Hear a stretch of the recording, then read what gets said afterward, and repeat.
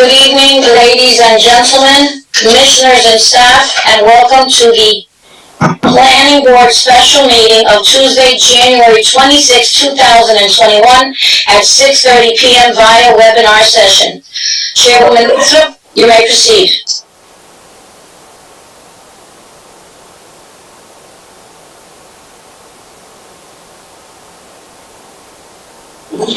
Chairwoman Northrop, you may proceed. I saw it now. Okay, everyone please rise for the flag salute. I pledge allegiance to the flag of the United States of America and to the republic for which it stands, one nation, Under God, indivisible, with liberty and justice for all. Thank you. Thank you. Please be seated. Okay, Commissioners, Planning Board staff, ladies and gentlemen, as Chairwoman of the City of Paterson's Planning Board, I call this meeting of 1/26/21 to order. I hereby state that all the provisions of the State of New Jersey Public Meeting Law have been fully and completely met, that the notice of provisions required have been properly posted in the Planning Board office and with the City of Paterson clerk, that the public notice and advertisements have been published in the Herald News on 1/15/21 in accordance with the law, and that the copies of such notice and public advertisements are on file in the Planning Board office, as is also the agenda listing the applications to be taken up by the Planning Board at this meeting. The procedure tonight will be in accordance with the rules, regulations, and bylaws as heretofore determined by the Planning Board at its office in the municipal complex in the City of Paterson. Roll call, please.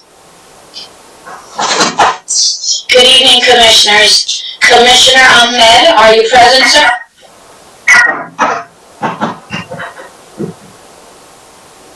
Commissioner Ahmed? Commissioner Cleves? I'm present. Commissioner Santana? Present. Commissioner Brooks is absent. Commissioner Savalos is absent. Commissioner Issa? Commissioner Issa is absent. Commissioner Udine is absent. Commissioner Cook? Present. Thank you. Commissioner Fisher? Vice Chairman Fisher, are you present, sir? Present. Thank you. Councilman Kalik? Present, Madam Secretary. Thank you. And Chairwoman Northrop? Present. Thank you. I don't see Commissioner Ahmed. One more time. Commissioner Ahmed, are you present, sir? He is not present. I will call him while the meeting continues and see if he will be attending this evening, Chairwoman. Thank you very much. Okay, thank you. Okay, notice pursuant to the Open Public Meeting Act addressing effective coronavirus measures on the next public meeting, consistent with the coronavirus-related restrictions of Executive Order Number 107, given on Saturday, March 21st, 2020, by Governor Philip D. Murphy, the Planning Board of the City of Paterson will not conduct in-person participation of the public at all future meetings until further notice.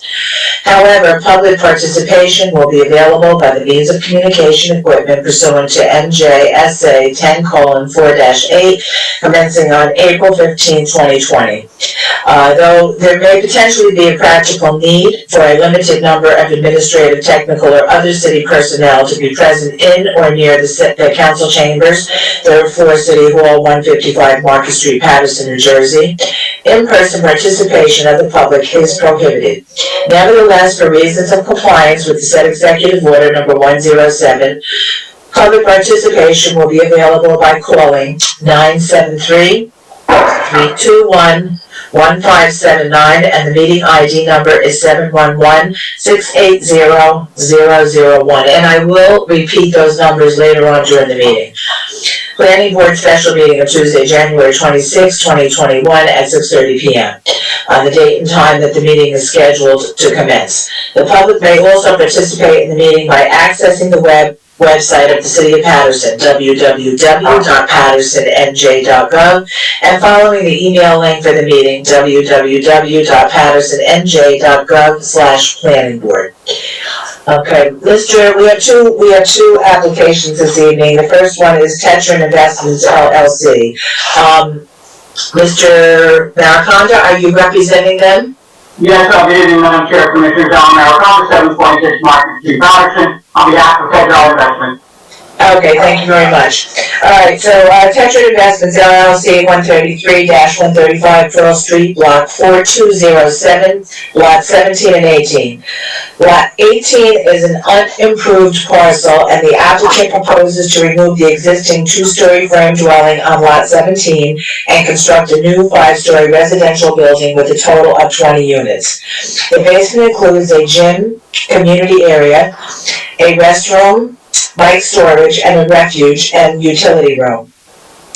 The first floor proposes 8 parking spaces, a mailroom, a lobby, an elevator, and 2 stairwells. The second through 5th floors proposes a 276 square foot tenant meeting room, a 448 square foot studio unit, and 1-bedroom unit of 604, 632, 649, and 706 square feet on each floor. The parcel has area of 5,150 square feet. This proposal is within the RA-2 zone of the 5th Ward redevelopment plan. Variances are front yard setback, 1 side yard setback, rear yard setback, the number of building stories, lot coverage, lot impervious coverage, parking, and open space are requested. A front yard setback of a minimum of 3 feet is required and 0 feet is proposed. A minimum side yard setback of 5 feet is required and 0 feet is proposed on the eastern side of the building. A minimum rear yard setback of 20 feet is required and 8 feet is proposed. A 3.5-story building is permitted and a 5-story building is proposed. A maximum building lot coverage of 60% is permitted and 79% is proposed. A maximum impervious coverage of 80% is permitted and 85% is proposed. 20 off-street parking spaces are required and 8 off-street parking spaces are proposed. 3,000 square feet of open space is required and 2,150 square feet of amenity and open space are provided. And this requires site plan approval and bulk variances. Mr. Deutsch, can we have your review, please? Thank you, Madam Chairwoman. Property taxes and sewer charges are current. Persons having a 10% or greater ownership interest in Tetra Investments Llc is Matthew Florio, providing an address of 449 East 18th Street, Paterson, New Jersey. As indicated on the property survey prepared by Mark Safone of Lakeland Surveying and dated March 18th, 2020, the combined parcels of Lot 17 and 18 have frontage at 51.5 feet on Pearl Street. A rear lot line that also measures 51.5 feet, and eastern and western side lot lines to measure 100 feet each. The parcel's area of 5,150 square feet, or 0.13 acres. Lot 17 indicates a 2.5-story frame dwelling upon it. Lot 18 does not have any structures upon it.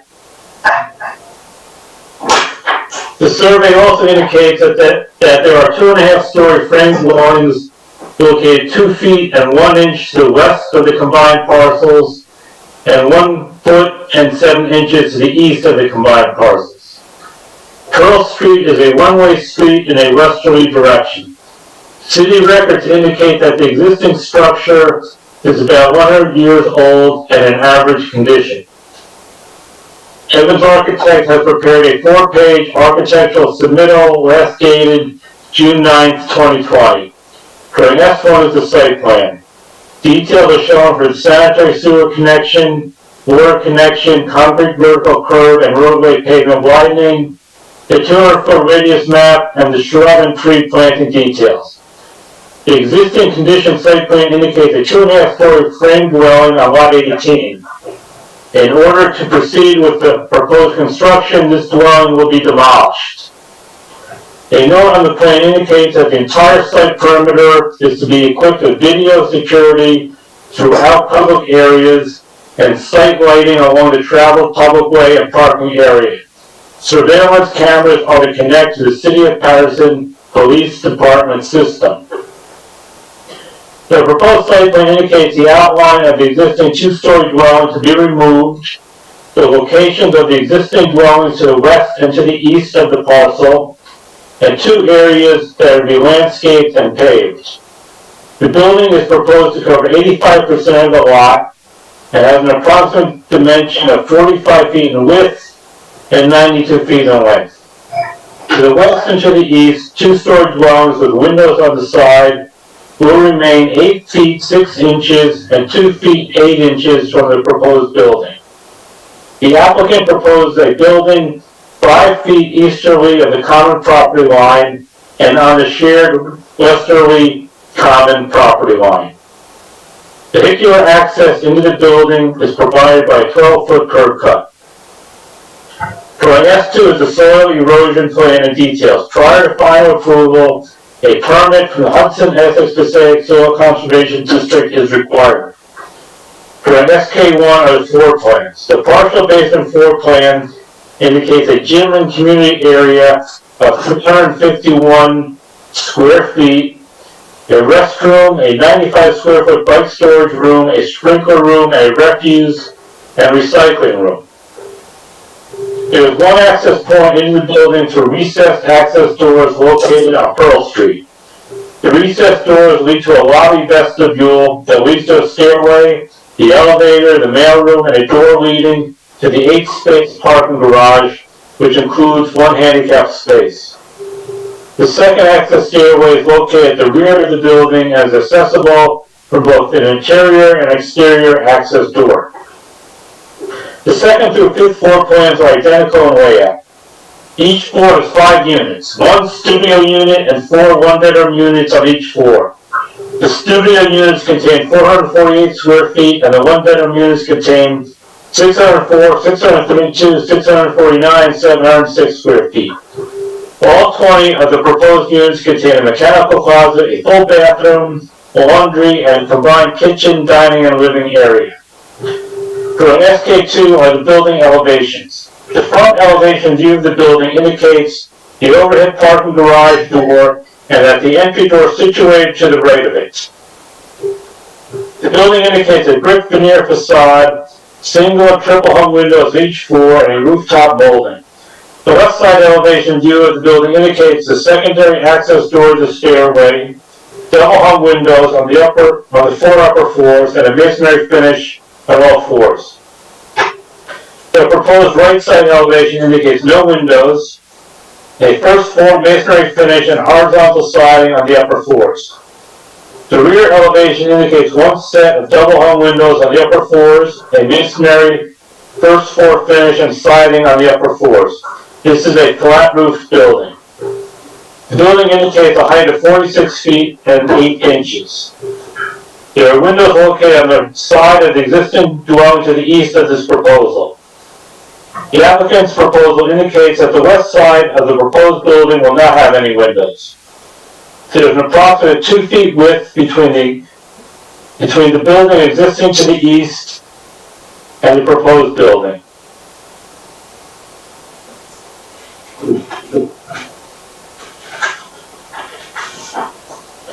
The intent of the RA-2 residential district of the 5th Ward redevelopment plan is to permit a more intensive residential use of land with various types of dwellings. The surrounding existing dwellings are a mixture of older, multi-family dwellings interspersed with some newer, multiple unit dwellings. Variances for front yard setback, one side yard setback, rear yard setback, building height, number of building stories, lot building coverage, lot impervious coverage, parking, and open space are requested. A front yard setback of a minimum of 3 feet is required and 0 feet is proposed. A minimum side yard setback of 5 feet is required and 0 feet is proposed on the eastern side of the building. A minimum rear yard setback of 20 feet is required and 8 feet is proposed.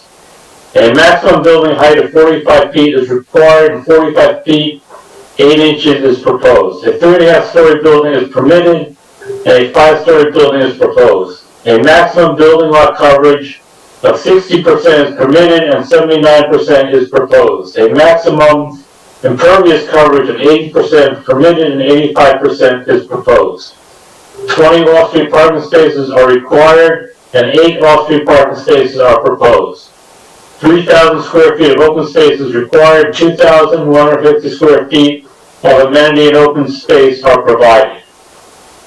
As this is a redevelopment area, the planning board must determine whether the granting of the requested variances to allow the number of dwelling units proposed by the applicant is appropriate for the lot and the immediate surrounding area. Residential apartment construction is permitted within the redevelopment area. A mixture of different types of residential units is encouraged. The planning board should determine whether the land area disposal is suitable for the number and type of apartment units proposed and whether additional off-street parking needs to be obtained. It should be the responsibility of the applicant and/or the preparer of the plan to obtain a letter from the city engineer indicating the plans have been satisfactorily reviewed prior to the plans being released to the construction official. Surrounding land use. This proposal is in the Wrigley Park section of the city within the 5th Ward redevelopment plan. The area is zoned residential with neighborhood commercial areas located at some corner intersections. A majority of the existing dwellings are older, 2.5-story structures. A 4-story residential building exists in close proximity on the northwest corner of Rosa Parks Boulevard and 16th Avenue. Concluding remarks. The applicant estimates the cost of this proposal at approximately $2 million. The applicant should incorporate the design elements contained within the 5th Ward redevelopment plan on the site and within the building. On February 6, 2019, the applicant was approved by the planning board to construct a 3-story, 12-unit building at 54, 56, and 58 Pearl Street, and on September 28, 2020, the planning board approved a proposal to construct a 5-story residential building with 20 units at 71-73 Pearl Street. That is your staff review for this proposal, Madam Chairwoman. Thank you. Please let the record reflect that I see Commissioner Ahmed is in attendance. Yes, thank you. Okay, you're welcome. All right, so, Mr. Mariconda? Yes, thank you, Madam Chair, again. First of all, thank you for hearing us on a special meeting basis. We appreciate the fact that there is a large volume of applications pending, and it's very much appreciated. With regard to Tetra Investments, this is one of the entities that my client is developing numerous properties under the 4th and 5th Ward. This is a site that Mr. Evans and Mr. Williams will be testifying to regarding architectural and planning testimony, as well as the applicant being available this evening. This is a very similar project in size and scope and surrounding area to several others that this board has reviewed and approved within the last year or two. With that being said, we'll call Mr. Evans as our first witness.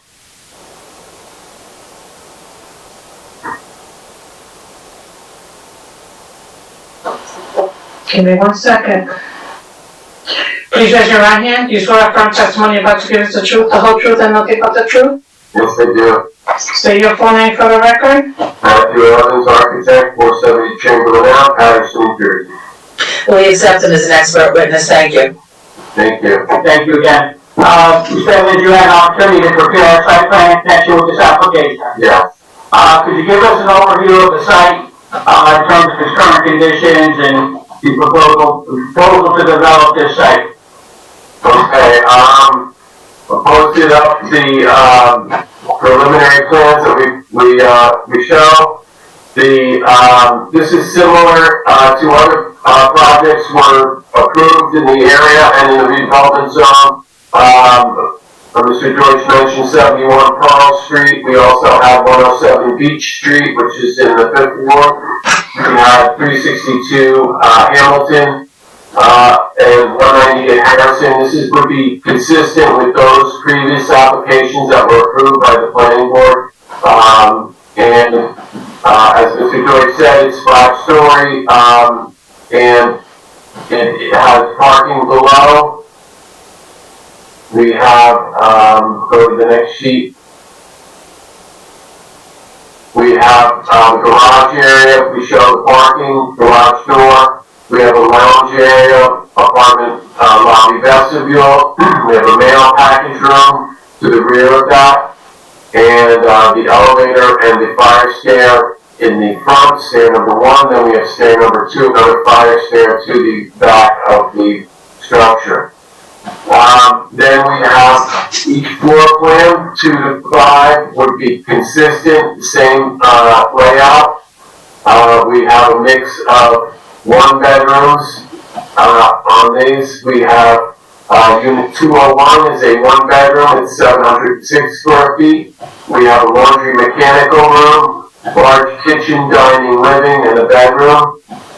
We have a studio, which is unit 202, it's 400 to almost 450 square feet.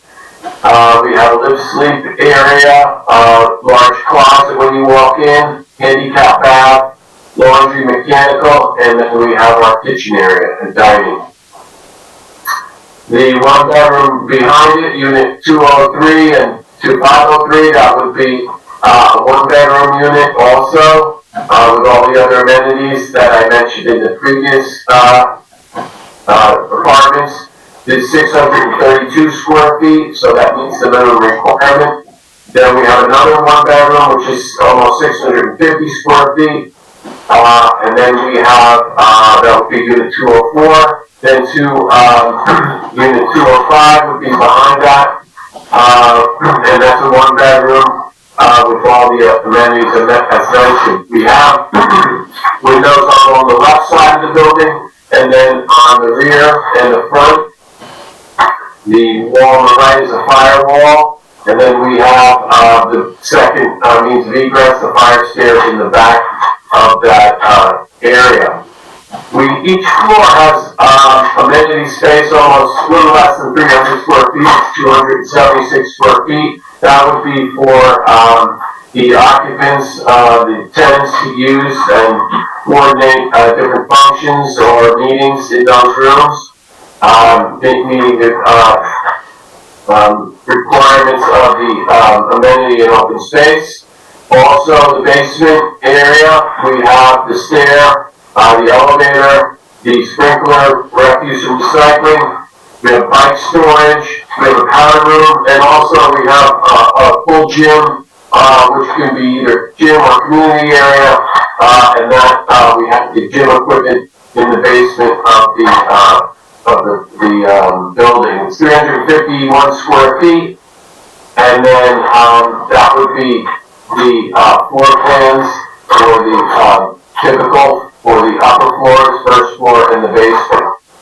We show the front elevation, which has a garage entry, and we have a new tempered glass entry for the apartments. Then we have large windows along the front, and then we have a stairwell with mix of brick and stucco materials and a aluminum coping. Then we show the side elevation, which shows the window side, which is the left side, and then we have the rear elevation with windows, and then we have the siding shown and masonry on the right side elevation. So this would be consistent, as I said, with the other applications that were submitted and approved by the planning board. And we also, show the site plan again. Then we have additional open space along the side, which accesses the rear yard, which is a 500 square feet landscape amenity and open space area to the rear of the building. So that's a common area the tenants can utilize. Yes. Okay. And do we have lighting and security in place? Yeah, so we have full site lighting, video, security cameras along the in the interior of the common areas and on the exterior common areas of the street.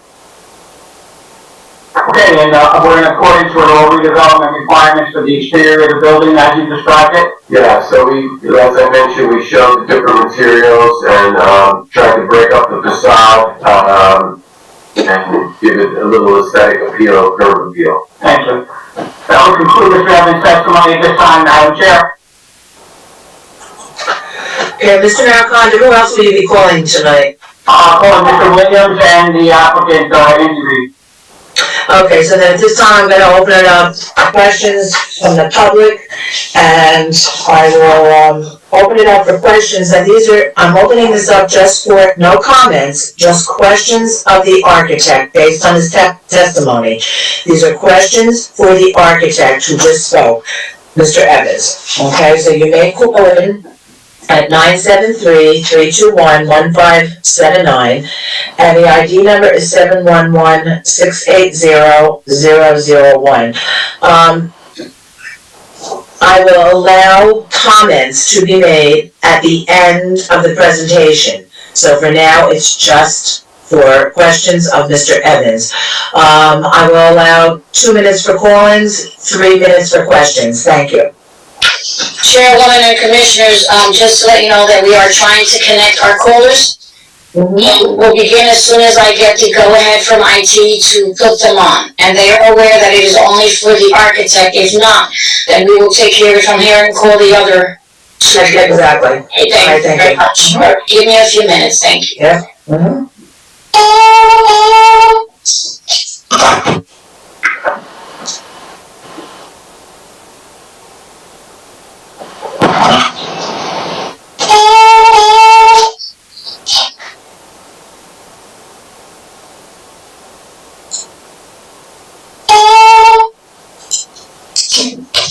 Okay, I give up. What is that sound? That is me trying to connect. I'm sorry. Okay. Hello? Hello? May I have your name, please? Is this Deborah Drayford? Yes, it is. This is only a question for the architect. At the end of this meeting, you are allowed to have any comments, but for now, do you have any questions of the architect? Yes, I do. Chairwoman Northrup? Wait. Okay, I'm sorry, who is on the line? Her name is Deborah Drayford. Okay, Deborah Drayford. Okay, Deborah, please state your name and address for the record. Deborah Drayford, 138 12th Street, Paterson, New Jersey. 12th Street. Okay, all right, please state your question. The street numbers 133, 135. Okay, please state your question for Mr. Evans. My question is there's 20 apartments. Where are the other 12 going to park if you're only going to have 8 parking spaces?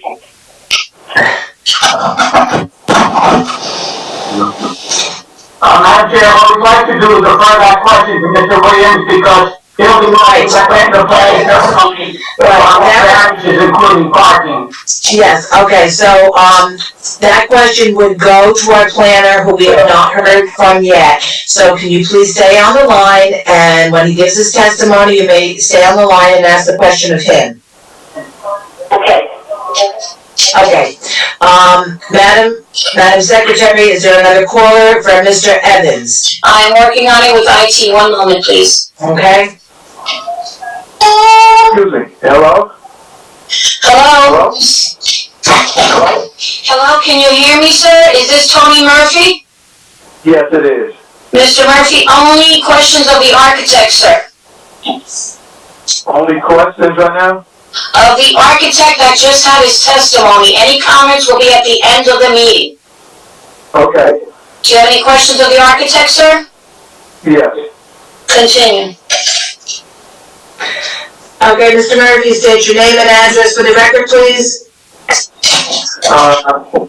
Tony Murphy, 140 Pearl Street. Okay, your question for Mr. Evans, please. Yes, I have a couple questions. For Mr. Evans, the architect. Yeah, for the architect. Go ahead, please. One of my questions is for the architect is, we have no parking around. Okay, I'm sorry, I'm gonna cut you off right there. The parking question has to go to the planner, but we have not heard testimony from at this point. So we're gonna skip that question. Your next question, please? So what my question is, just concerning the building? Just what the architect testified to, if you were listening, to the meeting. Okay, it's only his. Okay, so if you have questions or comments, like the questions about the parking will go to the planner, he'll explain that, okay? So you can stay on the line and hopefully come back in and speak with him. But right now, it's only for the building and the way it's constructed. If you have any questions for Mr. Evans, we'll be happy to take them at this time. Otherwise, please save them, and if you have any comments, I'll take comments at the very end of everyone's testimony. Okay, can I ask you, so is part of the zoning, is that part of the questions at the end, or that's, zoning? Excuse me? Okay, do I have a question about zoning? But, yes, that's at the end too, or? No, Mr. Evans, or Mr. Deutsch, can you answer a question about zoning?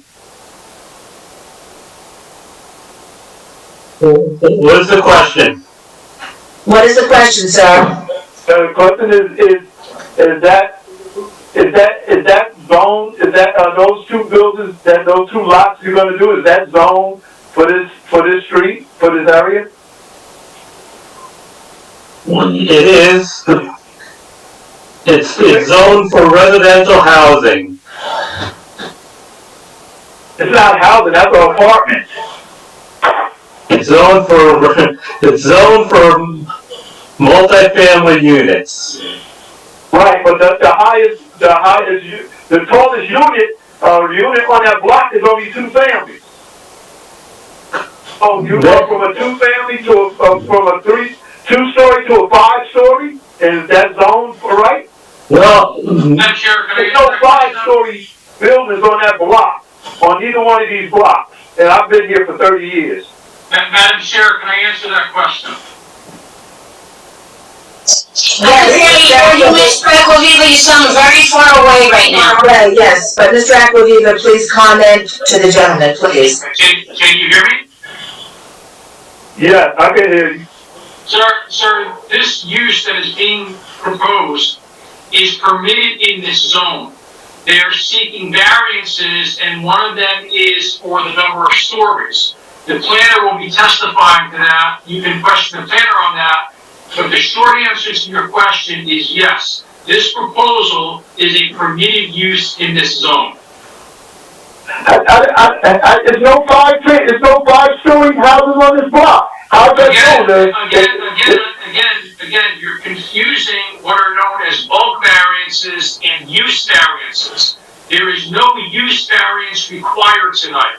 The proposed use is permitted in this zone. What you're talking about is a height variance or a variance for the permitted number of stories. That is not permitted in this, that is not permitted, and that is the relief that the applicant is requesting. So if you listen to the testimony of the planner, you'll be able to question the planner, and the board will make a determination whether or not the applicant has showed enough reasons to permit this type of a building on this block. But it is a permitted use. I don't think it's not permitted to. The councilman, we all have different agreements, because the councilman don't think that's permitted. Sir, there's nothing to disagree upon. The city has an ordinance. This permitted use is permitted in the ordinance. It's that simple. Now, they are seeking some relief which requires additional variances that are not permitted in the ordinance. That is the reason why they're before this board. But the question of whether or not this permitted proposal is a permitted use is not even a question open for debate.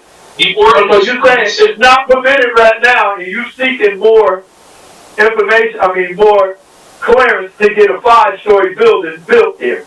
That's what you're saying. What I'm saying to you is this. You asked if the proposal tonight is a permitted use in this zone.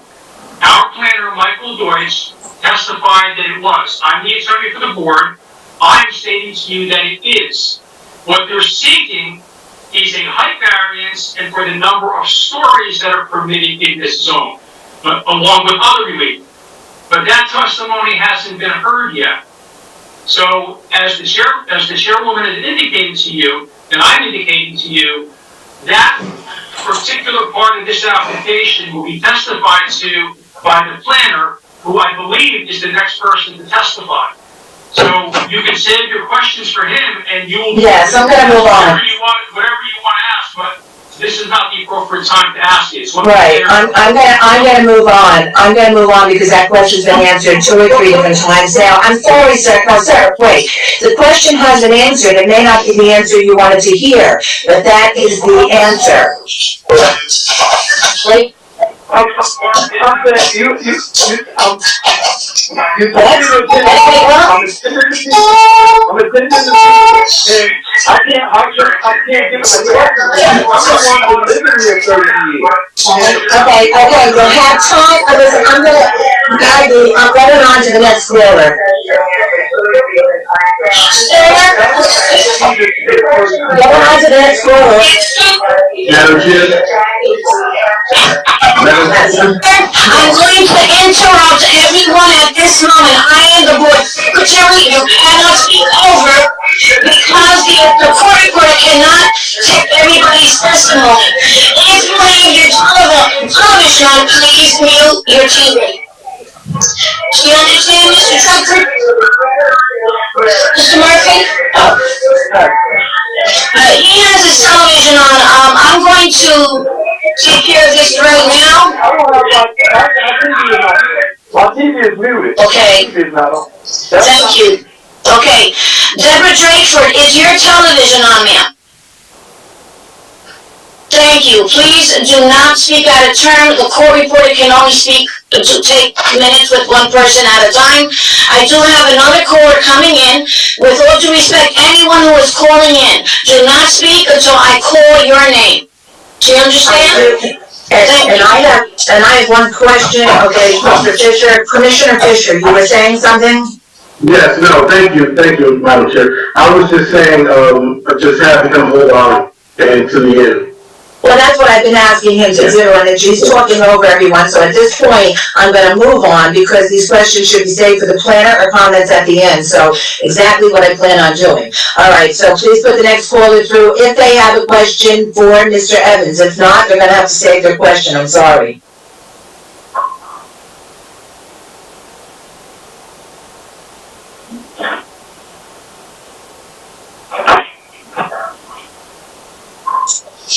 Nellie Van Conto, are you there, ma'am? Hello?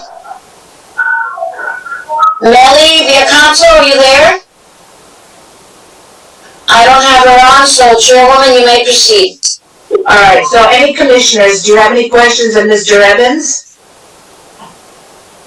This is Chairman, yes, I do. Okay, wait, first I did hear Commissioner Cleaves go first, please, and then I'll go on to the next commissioner. I believe it was Commissioner Ahmed. Yes. Okay, please let Commissioner Cleaves, I heard you first, please go. Just a quick question. Can you tell me what the cross streets are where this edifice is going to be built?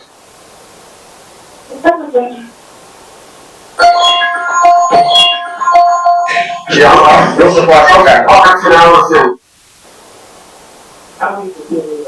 Commissioner, did you hear Mr. Evans? I'm sorry, Rosa Park and Ellison. Rosa Parks and Carroll Street. Rosa Park and Carroll? Yes. Okay. Is it in the middle of the block or on the corner? For, 3 doors off of, Rosa Parks Boulevard.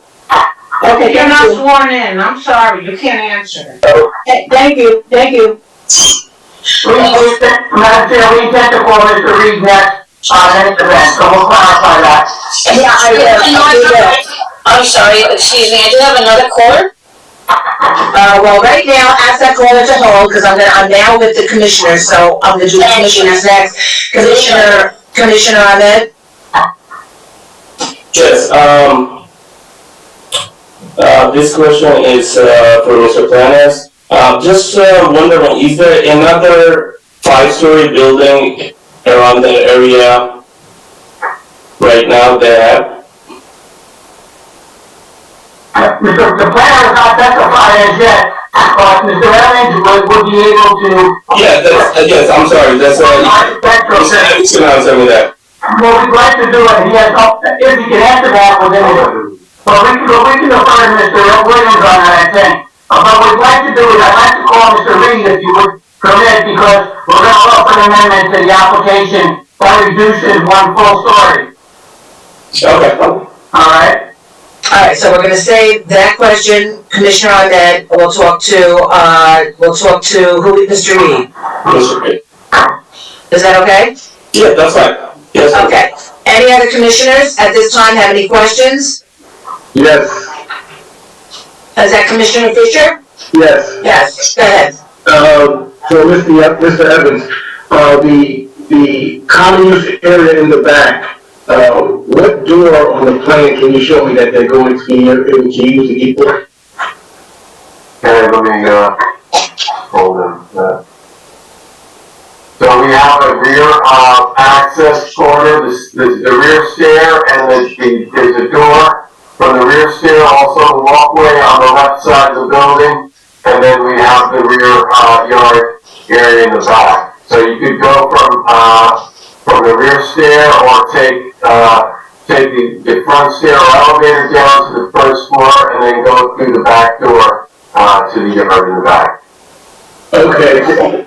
My question is there any street access to the back? Yes, there's a 5-foot walkway along the left side of the building, shown on the, site plan. So it's right here, so you're looking at the landscape and the paver walkway to the back of the yard there. Okay, is there going to be any kind of a fence or something there, or just open, you just walk to the back? Well, it's basically gonna be fenced around, we could fence around the perimeter of that and basically have limited access for basically the tenants and their, friends or families. So my question is, what kind of fence is going to be put there? We have your standard, decorative fence that would be, like a wrought iron, fence or a metal stockade fence that would, enclose the rear yard and the side. Does it have a lock on it or anything? It would lock from it would not lock from the inside, so you'd be able to get out in case you get out, but from the outside, you have access. Okay, that was my question. Thank you. You're welcome. Okay, are there any other questions from any other commissioners? Okay, hearing none, Maggie, Madam Secretary, put the other caller through if it's for Mr. Evans. Well, I did see her on the line, I'm not sure if she's still on, but her name is Melly Villacanto. Are you there, ma'am? Melly Cato? Cato, C-A-T-O? Yeah. C-A-T-O-E. Okay, C-A-T-O-E. Okay, please state your name and address for the record, please. Melly Cato, 132 Pearl Street. Okay, your question for Mr. Evans, please? Well, I don't know if it's just for Mr. Evans, but my question is also regarding the parking, that I know you said. Oh, no, that would not be for Mr. Evans. Please try to stay on the line. We'll take your question. Go ahead. Okay, the next question, I was wondering, they said something about a community room that they're gonna have there? On each floor. On each floor, so it's not, when they say community, they don't mean like other people in the area, in the community? No, they mean for their tenants only. Okay, well, I guess I'll have to wait to see what else they're gonna say about the parking. I was just concerned about both of that. Okay, please hold your questions and you'll have time to ask that question. Okay. Okay. Okay, you're welcome. All right, Madam Secretary, are there any other questions from any of the callers? Otherwise, I'm gonna, go back to, This Mr. Maricon. this is all we have, but I would like to make it known to the objectors. So mute yourself right now, hit *6 on your phone, and you will be muted. So the meeting is continued to the next phase, thank you. Yep, okay, thank you very much. All right, so, Mr. Maricon, you want to call Mr. Reed? We have to call Mr. Reed now, yes. Okay, so Mr. Reed, for those folks who are in the public, okay, is the manager of the building. He is not the person you would talk to necessarily about, the parking, which seems to be mostly everybody's question. That question could be asked of the planner, and the planner will come after Mr. Reed. So please, go ahead, bring Mr. Reed in. Mr. Reed, please raise your right hand. It's raised. Okay, well, I can't see you. You swear upon the testimony. Can you take down the, I think we need to have this taken down, Mr. Evans. Okay. Take that down. Your plans, please. Okay, go ahead. What are you, Mr.? I'm sorry, but I am not allowed to swear anybody in if I cannot see their faces. Mr. Andy Reed, can you please put your camera on, sir? I'm having technical difficulties. Then unfortunately,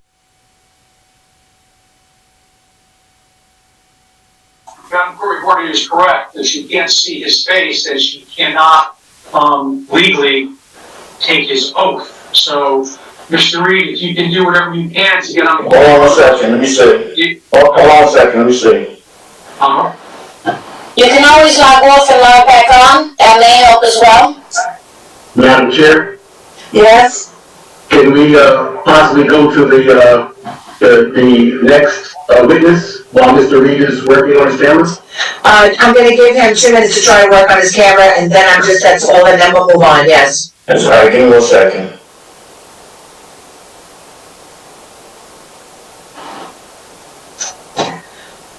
Chairwoman Northrop, I'd like to, express to you that Commissioner Cook had a family emergency and had to leave the meeting. Okay.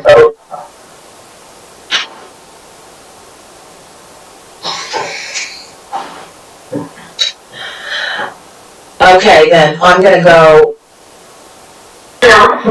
While we're waiting for Mr. Reed, Madam Chair, we can have Mr. Evans describe an amendment that we're about to offer, and then we'll have Mr. Reed ratify. Go ahead, please. Thank you very much. Mr. Evans, obviously, your testimony has been presented, and heard some comments from surrounding residents.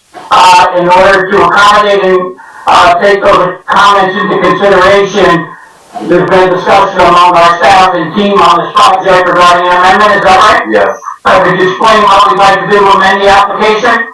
Okay, basically what we will have right now is, four residential floors over the garage. We would like to, reduce that to 3 residential floors, and we would, remain with 8 parking spaces, but we would only have 15 apartments. So that would be 15 units, which would be studio and 1-bedroom units. So, less intensive parking requirement for those units, and also, it would reduce the height of the building. So we'd have 3 residential floors over the parking garage, as opposed to what we proposed before, which is the 5-story building, and the, height would be approximately, 36 feet, average height of the building.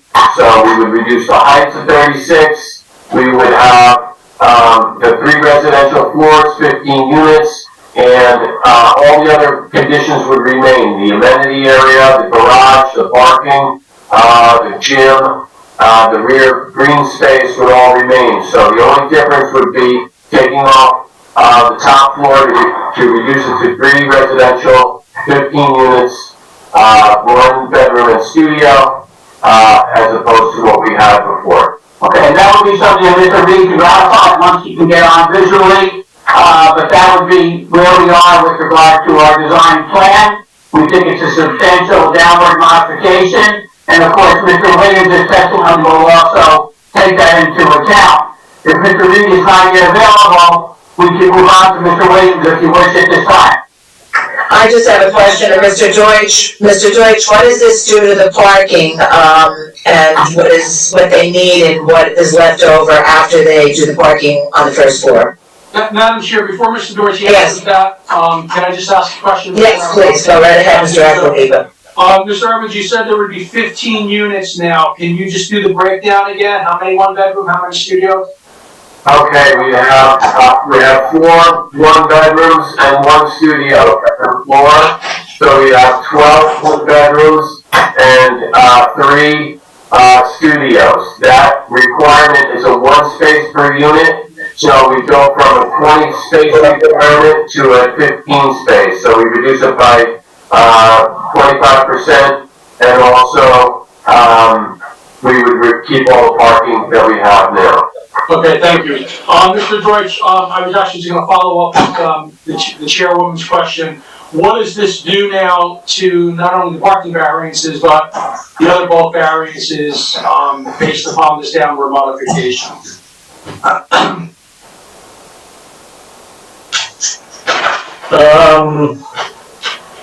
There are 4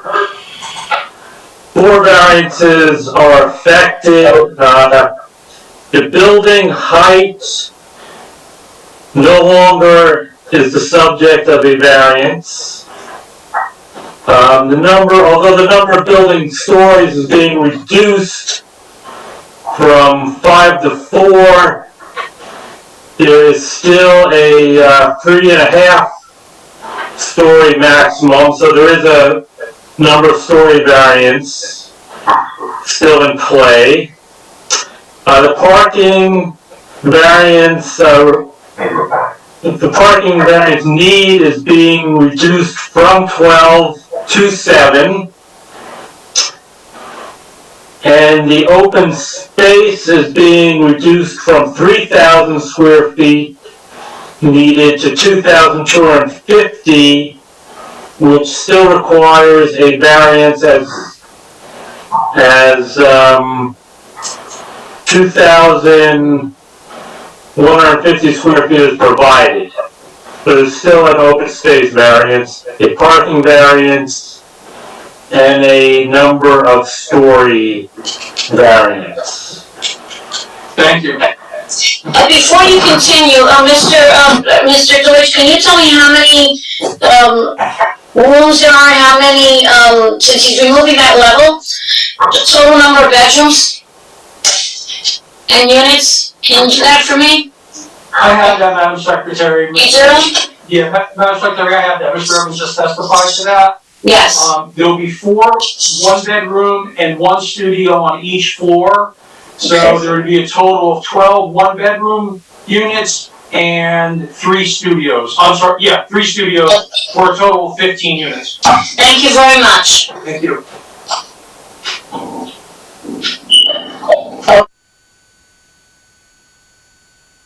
Madam Chair, I have a question. Yes, please, Councilman. Yes, I'm keep hearing about the parking issues. I just have a simple question. Does the houses surrounding this project have private parking or driveways? That would be more of a planning question again for Mr. Williams. Okay, I'll ask them. I'll ask them later then. Sure. Okay, thank you, Councilman. Any other questions from the commissioners? No.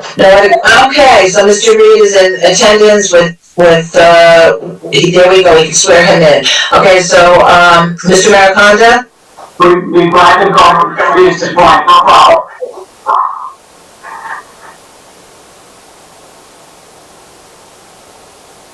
Raise your right hand. Do you swear upon testimony you're about to give is the truth, the whole truth, and nothing but the truth? Yes, I do. Please state your full name for the record. Andy Reed, Director of Development, Jason Investors, Tetra Developers. State your full name for the record. Anderson Reed, REID. Thank you, Mr. Reed, thank you very much. You've obviously heard the testimony up to this point, any public comments? You've also heard during the last 10 minutes, and with your consent and consideration, we are agreeing to reduce one full floor of this development, is that right? Yes.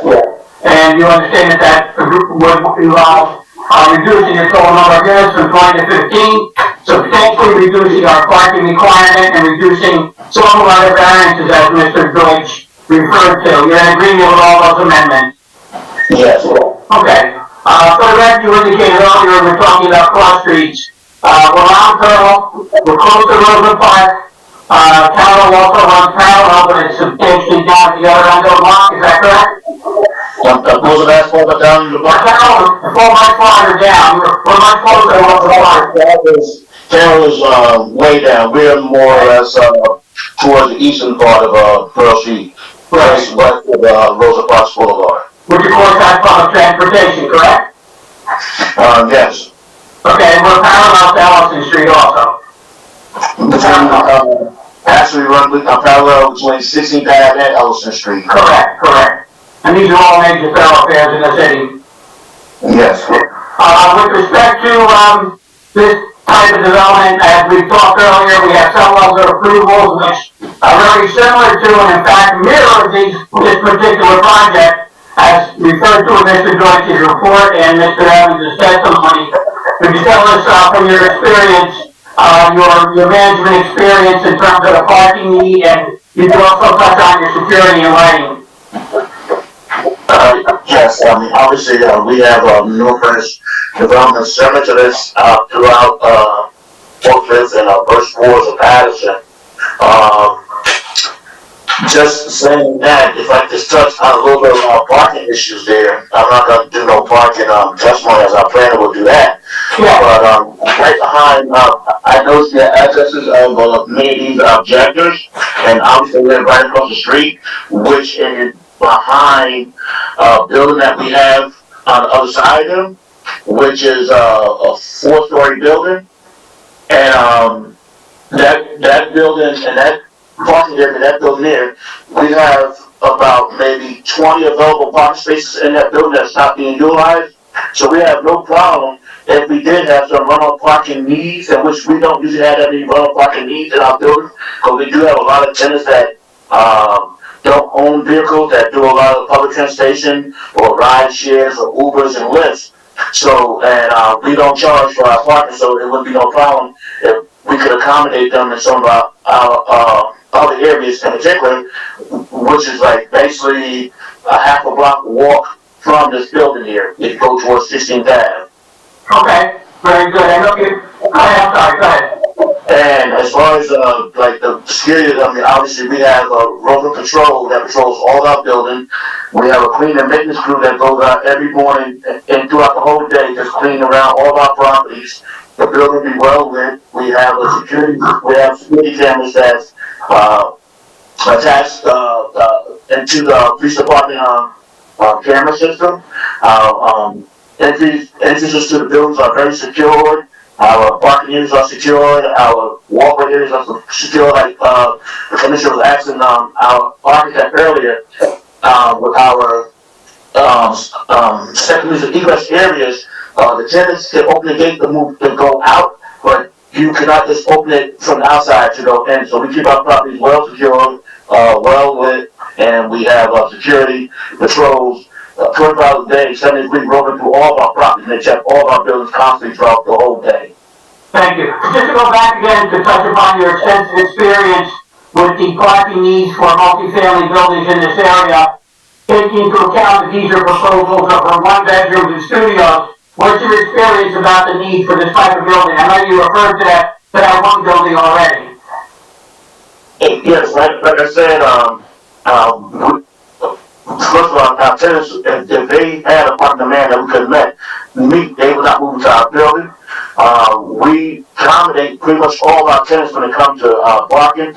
Our parking themselves don't usually have a parking issue. I guess there's hard issue, maybe some areas where people have parking for themselves that don't live in our property. But our tenants, the ones that do have vehicles, we pretty much take care of all our tenants, their parking needs. Okay, and again, the 1-bedrooms and the studios, what's your experience with parking needs as opposed to 2 or 3 bedroom? Well, like I said, like most of these 1-bedrooms or the studio, usually like maybe young people starting out, or older, more retired people that spend more on public transportation or ride shares, or like the Uber or the Lyft for transportation. Okay, very good. That will conclude our testimony with Mr. Reed, Madam Chair. Okay, I'm going to, Before you proceed, Madam Chair, I'd like a minute off the record just to take care of business. I'll get back to you. Please give me 1 minute. okay.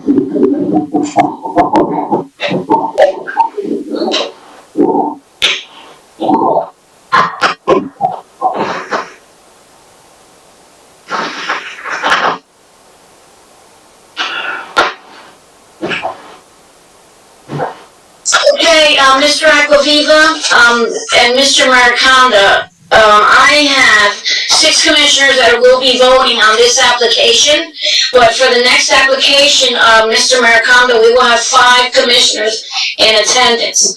Are you willing to proceed with that, Mr. Aquaviva? Yeah, thank you, Madam Secretary. Mr. Mariconda, so I don't hear you, Mr. Aquaviva. you can't hear me? Can you hear me? Very far away. I don't know. Melinda, can you hear him?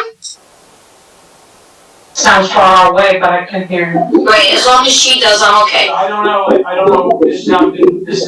haven't changed it. Mr. Mariconda, what the Secretary is saying is for the next application, due to urgent circumstances, we had 1 commissioner who had to leave because of a family emergency, and another commissioner who had to leave because he has a conflict in his schedule. That only leaves 5 commissioners for the next application. Now, statutorily, you have the option at this point, if you don't want to have based on the number of commissioners. I understand this is a special meeting, so I would have, but legally we have to give you that option, and we have to deal with the ramifications of that. We definitely are ready to proceed with the 6 commissioners that are here in this case.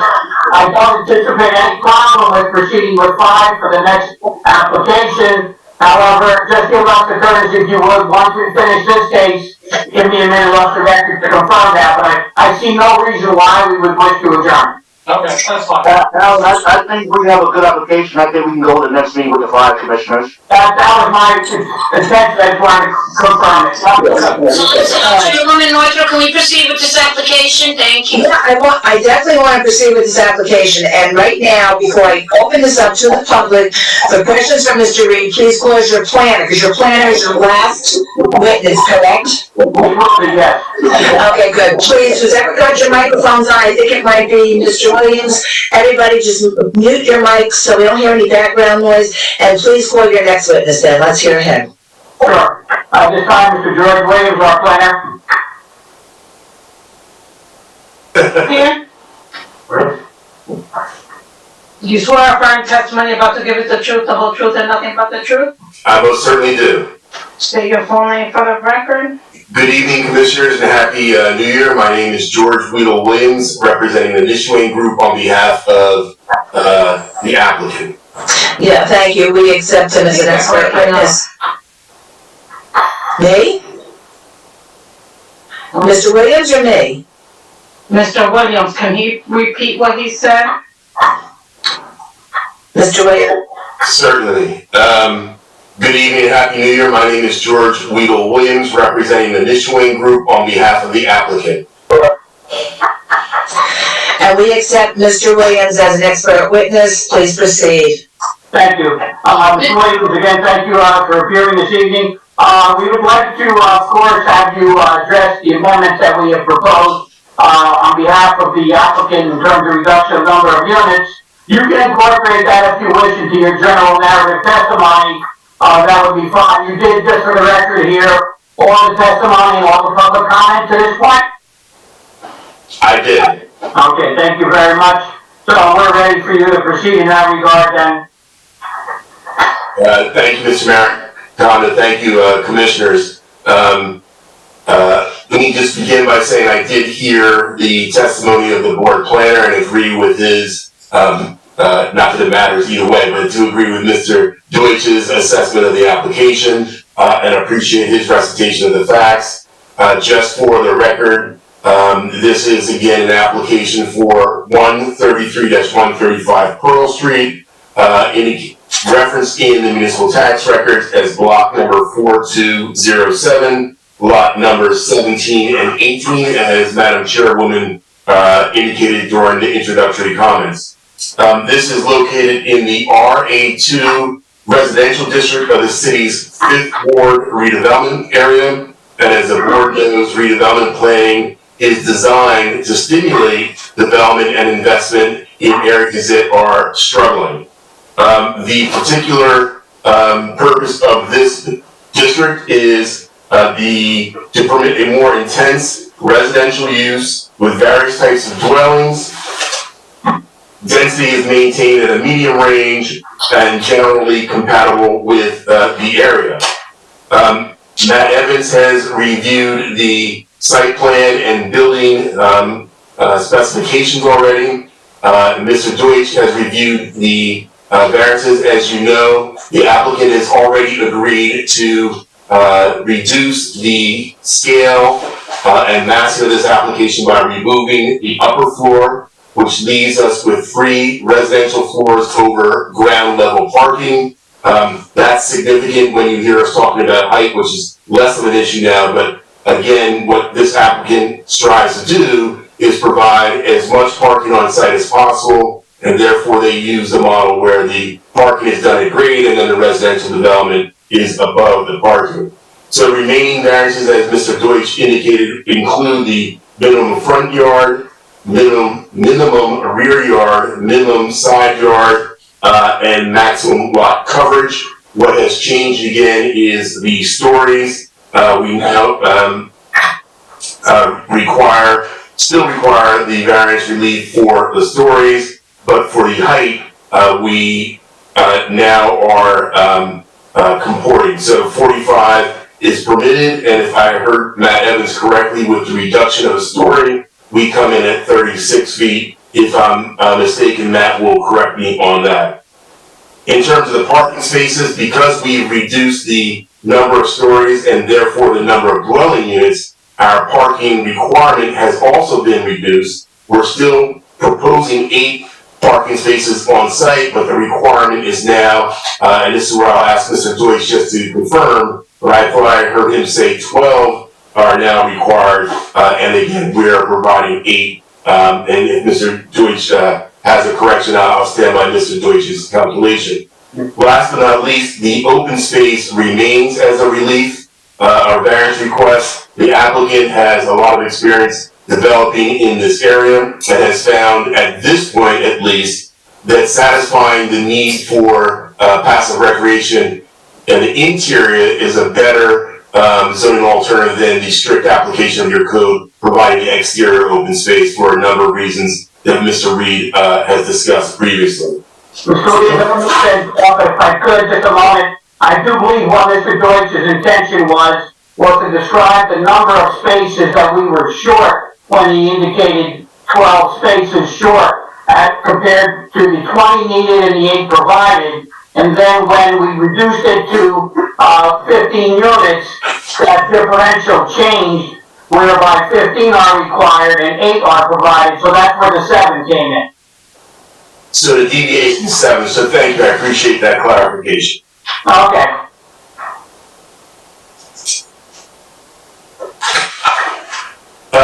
In terms of just setting the stage for my testimony, which will be specific to the reliefs that are being sought, as just recited by Mr. Deutsch and clarified by Mr. Mariconda. This is an application for a permitted use in the redevelopment area, presented by an applicant that has extensive experience developing in the 5th Ward redevelopment area and elsewhere, and therefore supplies an abundance of empirical data about what has been working on their completed projects. And that will be particularly significant when we talk about the parking relief, but also gives context for the Balkan area relief as well.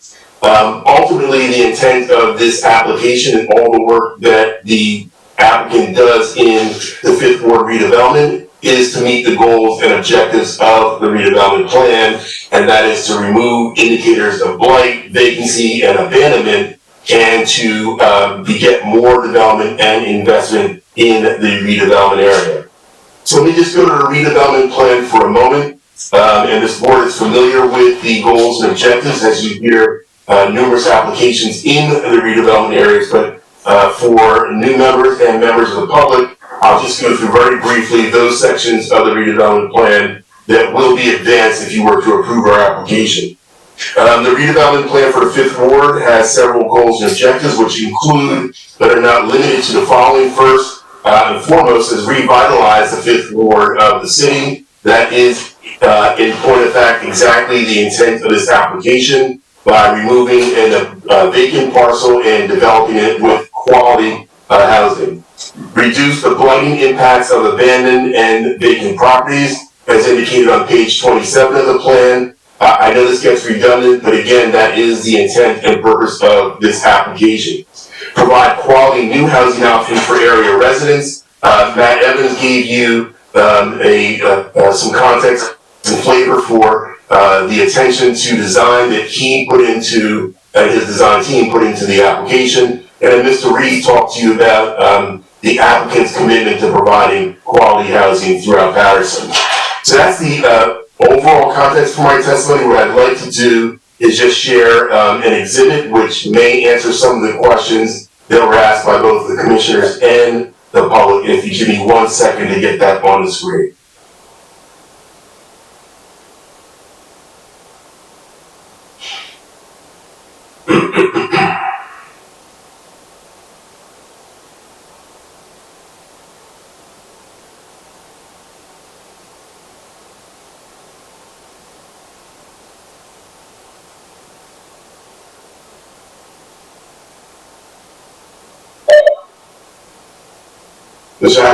Mr. Aquaviva, what I'd like to present as an exhibit is, for lack of a better term, like a PowerPoint, which includes pictures that I and my staff took of the site and surrounding area, as well as a few graphics that were taken directly from the Paterson land use documents. Okay, you want to mark those, or are they part of your submission? I think we have to mark these. Okay. Madam Secretary? Did I receive these, Mr. Weedle? Yes, but I apologize. I believe they were only sent this morning or early this afternoon. I need you to resubmit it. I don't recall receiving them. Okay. Thank you. You're welcome. Thank you. How many pages are there, Mr. Williams?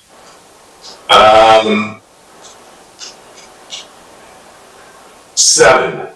Okay, Madam Court Reporter, so I guess we'll mark this as A1 and describe it as a 7-page submission. And if you can just describe it very, very briefly, Mr. Williams, so we would have something on the record to designate it. Certainly. This exhibit is a PowerPoint presentation of the site and surrounding area. Okay, thank you. That would be A1. Thank you. You're welcome.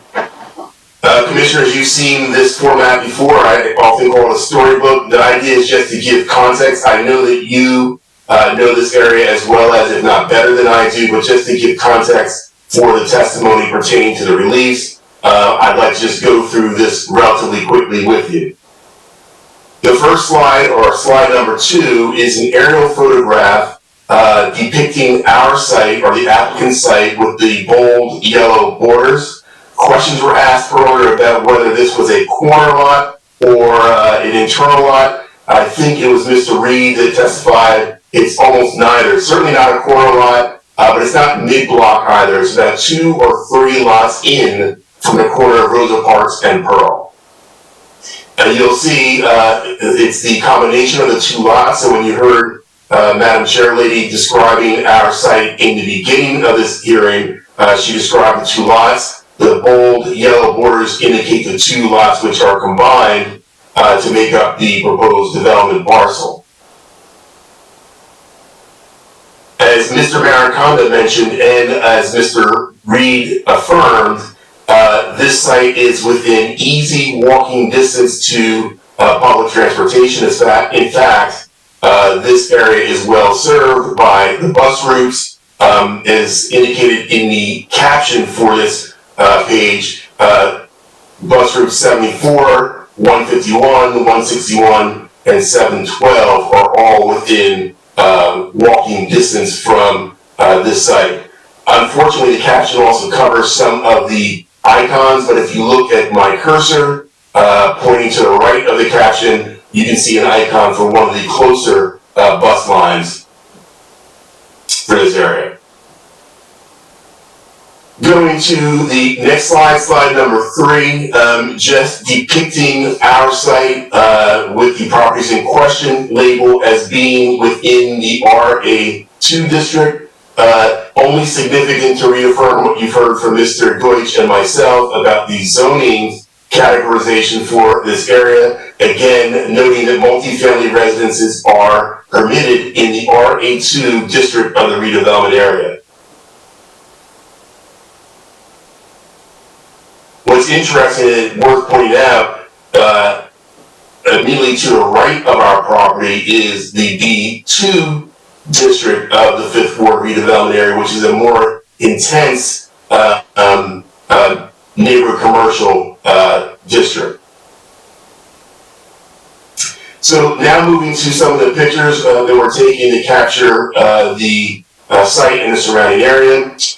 This picture shows the vacant parcel that is currently fenced off and contemplated for development with the 2 lots. It's flanked by what appears to be a 2-family house on one side and a 3 or more family to the right.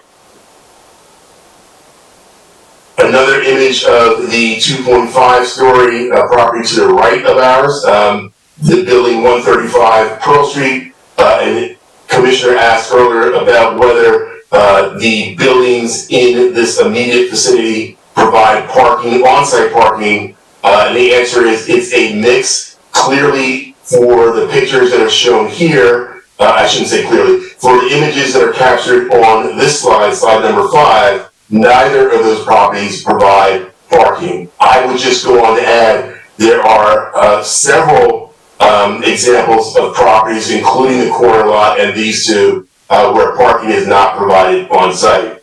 As is the case with most JCM properties, we will find, it has been my experience that when they go into redevelopment areas and invest in multifamily housing, they typically, not always, but typically are the new property owner on the block that provides parking on site where the surrounding properties do not. This is not dissimilar to their experience throughout the 5th Ward and 4th Ward redevelopment areas. Slide number 6 kind of captures that a bit further, showing the mix of housing typologies, none of which on this particular slide provide on-site parking. Again, at the corner, you have mixed-use development, and then you have, as you move back towards our property, a mix of 2, 3, and 4 family dwellings. Going in the opposite direction, however, the intensity of development actually decreases. And from a planning perspective, I would submit to this board, having the more intense use, now the reduced scale and massing, however, closer to that corner is a appropriate approach to planning and or buffering the lower density development as you go in that direction. Interestingly enough, if you look to the rear of those properties, one of the applicant's developments that was mentioned by Mr. Reed, you can see peaking slightly above, and that's an application that was approved by this board some time ago. This picture captures 169-16th Avenue, and what's interesting, I'm not sure if Mr. Reed mentioned this, but I know from speaking with the applicant that this parking supply is underutilized at this site, meaning that they've got a surplus of parking supply primarily because they found that the tendency that they are attracting either relies primarily on mass transportation, ride share opportunities, bicycles, walking, etc. And often that is a function of the unit size, which is what Mr. Mariconda alluded to a bit earlier. last but not least, the question was asked about housing typologies in the area. This is a bit further removed, but you have the property I just described on 16th. You've got the mixed use at the intersection, and then you have this property at 199 Carroll, which is obviously a much larger massing and size, but it gives you a sense of the variety or fluctuation in the land development pattern in this very specific area. It is not a homogeneous land development pattern at all, and I added this just to underscore that point. Mr. Aquaviva, I have to adjust my description of the exhibit to 9 pages, so I apologize for that.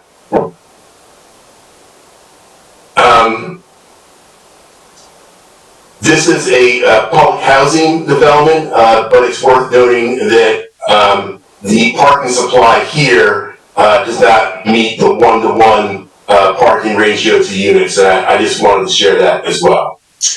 So that's the exhibit giving you a sense of the land development pattern in the area and the illustration of the site. Specifically with that, with the board's permission, I'll move into the proofs for the variances. I won't review each of the variances again. You've heard Mr. Deutsch confirm them. Mr. Merritt clarify the mistake or correct mistake I made earlier about the parking. So what I would like to do is aggregate the variances, and I'll explain why. And I would like to submit to the board that the most appropriate context for the review of these variances would be the flexible C2 variance. In some cases, the C1 works as well, but as this board knows, the C1 context is where there's a hardship, meaning the size of the property, shape of the property, topography of the site are limited or irregular such that it is impractical or impossible for the development to meet the strict application of your standards, or the C2, which is called often the flexible C variance, which allows the board to consider whether the benefits of deviating from the standards outweigh any potential detriments, or if on the whole, what's being proposed is a better zoning alternative than a strict application of your code.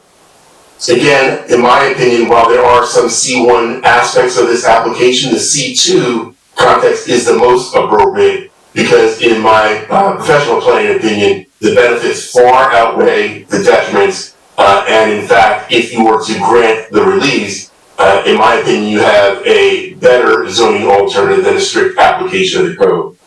To do that, as the board knows, the reliefs have to be grounded in the purposes of zoning, so I'll go through those first. There's a court case that supports looking at these reliefs in the aggregate, and I'll discuss that in a moment. So beginning with the purposes of zoning. It's not uncharacteristic to begin with the first purpose of zoning, which is subsection A, and that is to encourage municipal action to guide the appropriate use or development of all lands in a state in a manner which will promote the public health, safety, morals, and general welfare. Now commissioners, as you know, this is a bit of a catch-all, and that's why it's the first purpose of zoning under the municipal land use law. But in my professional opinion, it is particularly appropriate for your consideration, especially when it's a site in a redevelopment area and where the proposed development is removing a condition of what's called redevelopment or blight, and that is vacancy, abandonment, or deterioration. In this case, it is a vacant lot that will be removed, and that advances not only the purpose of zoning, but certainly, as I mentioned earlier, advances the goals and objectives of your redevelopment plan. Next is subsection I, which is to promote a desirable visual environment through creative development techniques and good civic design. In my professional opinion, the visual environment, excuse me, is improved based on the design team's focus on the aesthetic of the proposed development. And you heard Matt Evans' testimony about the differentiation of materials and fenestration, etc., all designed to actually improve residential character of this particular neighborhood, but also the good civic design. Again, I mentioned in my earlier comments that JCM attempts to, where most do not, to provide parking on site. One of the most efficient, effective ways to do that in the JCM model is to provide parking at grade with the residential floors above, and this allows us to accommodate 8 spaces on site and still add the quality housing that's required by your redevelopment plan. Subsection J, to prevent urban sprawl and degradation of the environment through improper use of land. This is a section of the purposes of zoning under the municipal land use law that is almost tailor-made for redevelopment planning. And the purpose of redevelopment planning and smart growth is to focus development in existing urban areas with existing infrastructure to accommodate that development, as opposed to building in areas that are not developed, and encouraging sprawl, which is the antithesis of good planning. Finally, the courts have found that the advancement of a state policy can be considered a purpose of zoning. The court case for that is Anfuso v. Sealy, and in my professional opinion, I've kind of intimated this already, if you were to grant our release for the bulk area deviations, you would be advancing the purposes of smart growth. And in New Jersey, the state advocates for smart growth principles, which include, in part, compact dense development, utilization of existing infrastructure, creating walkable neighborhoods, and leveraging not only physical utility infrastructure, but mass transportation. So this application would achieve all those things. As you know, for the C2 variance, it's a balancing test. So demonstrating the purposes of zoning would be advanced, and then showing that there would be no detriment or that the benefits would outweigh the detriment. In my professional opinion, particularly given the applicant's reduction in number of stories and parking requirement, there certainly would not be any detriment now. One of the members of the public asked about parking. I think that concern has been modified, because now the deviation between what's required and what's proposed has been substantially reduced, now down to a delta of 7. And again, given the testimony from Mr. Reed about how the JCM tenants typically utilize cars or vehicle ownership, it is less than that of what the code requires. Again, JCM has the applicant, has considerable experience in this area, empirical data about how their tenants use vehicles in the redevelopment area, and it shows that their reliance on vehicle ownership is less than one might think, and clearly they rely on mass transportation and other forms of commuting. So for all those reasons, in my professional opinion, what's being proposed is a better zoning alternative than a strict application of your code. There is a case called the Pullen case, and it suggests that the board can look at the deviations as an aggregate so that you get a picture of the overall development proposal, as opposed to looking just at the individual deviations. And based on the testimony you've heard from Matt Evans, Mr. Reed, in my opinion, that the overall development proposal is a better zoning alternative than a strict application of your code. I just wanted to add one more point from the Pullen case, and it suggests that the board should consider the entire proposal in an application for a C2 variance rather than only the benefits derived solely from the requested deviation. It also goes on to say that a board, in the Pullen case, the board determined that a property in its original condition was a blight on the area, and that the development as proposed, including the deviations, would be a marked improvement and would be consistent with the plan and the uses in the area. And that's why I went through my exhibit to give you a sense of the land development pattern in this area. That's why I began with a review of the goals and objectives, because in my professional opinion, if you were to grant this application under the Pullen case, you would remove the condition of blight, you would advance the purposes of your redevelopment area, and you would have a development consistent with much of the development in the area. So that leaves us with the parking. Again, given the applicant's concession to remove a story, reduce the parking requirement, and therefore close the gap between the requirement and what's being proposed, I think there are sufficient arguments in support of the parking deviation, also cognizable under the C2 relief, and your master plan actually suggests that the board should consider some leniency when it comes to parking reliefs, and I'll give you a quick citation. Excuse me, I'm losing my voice.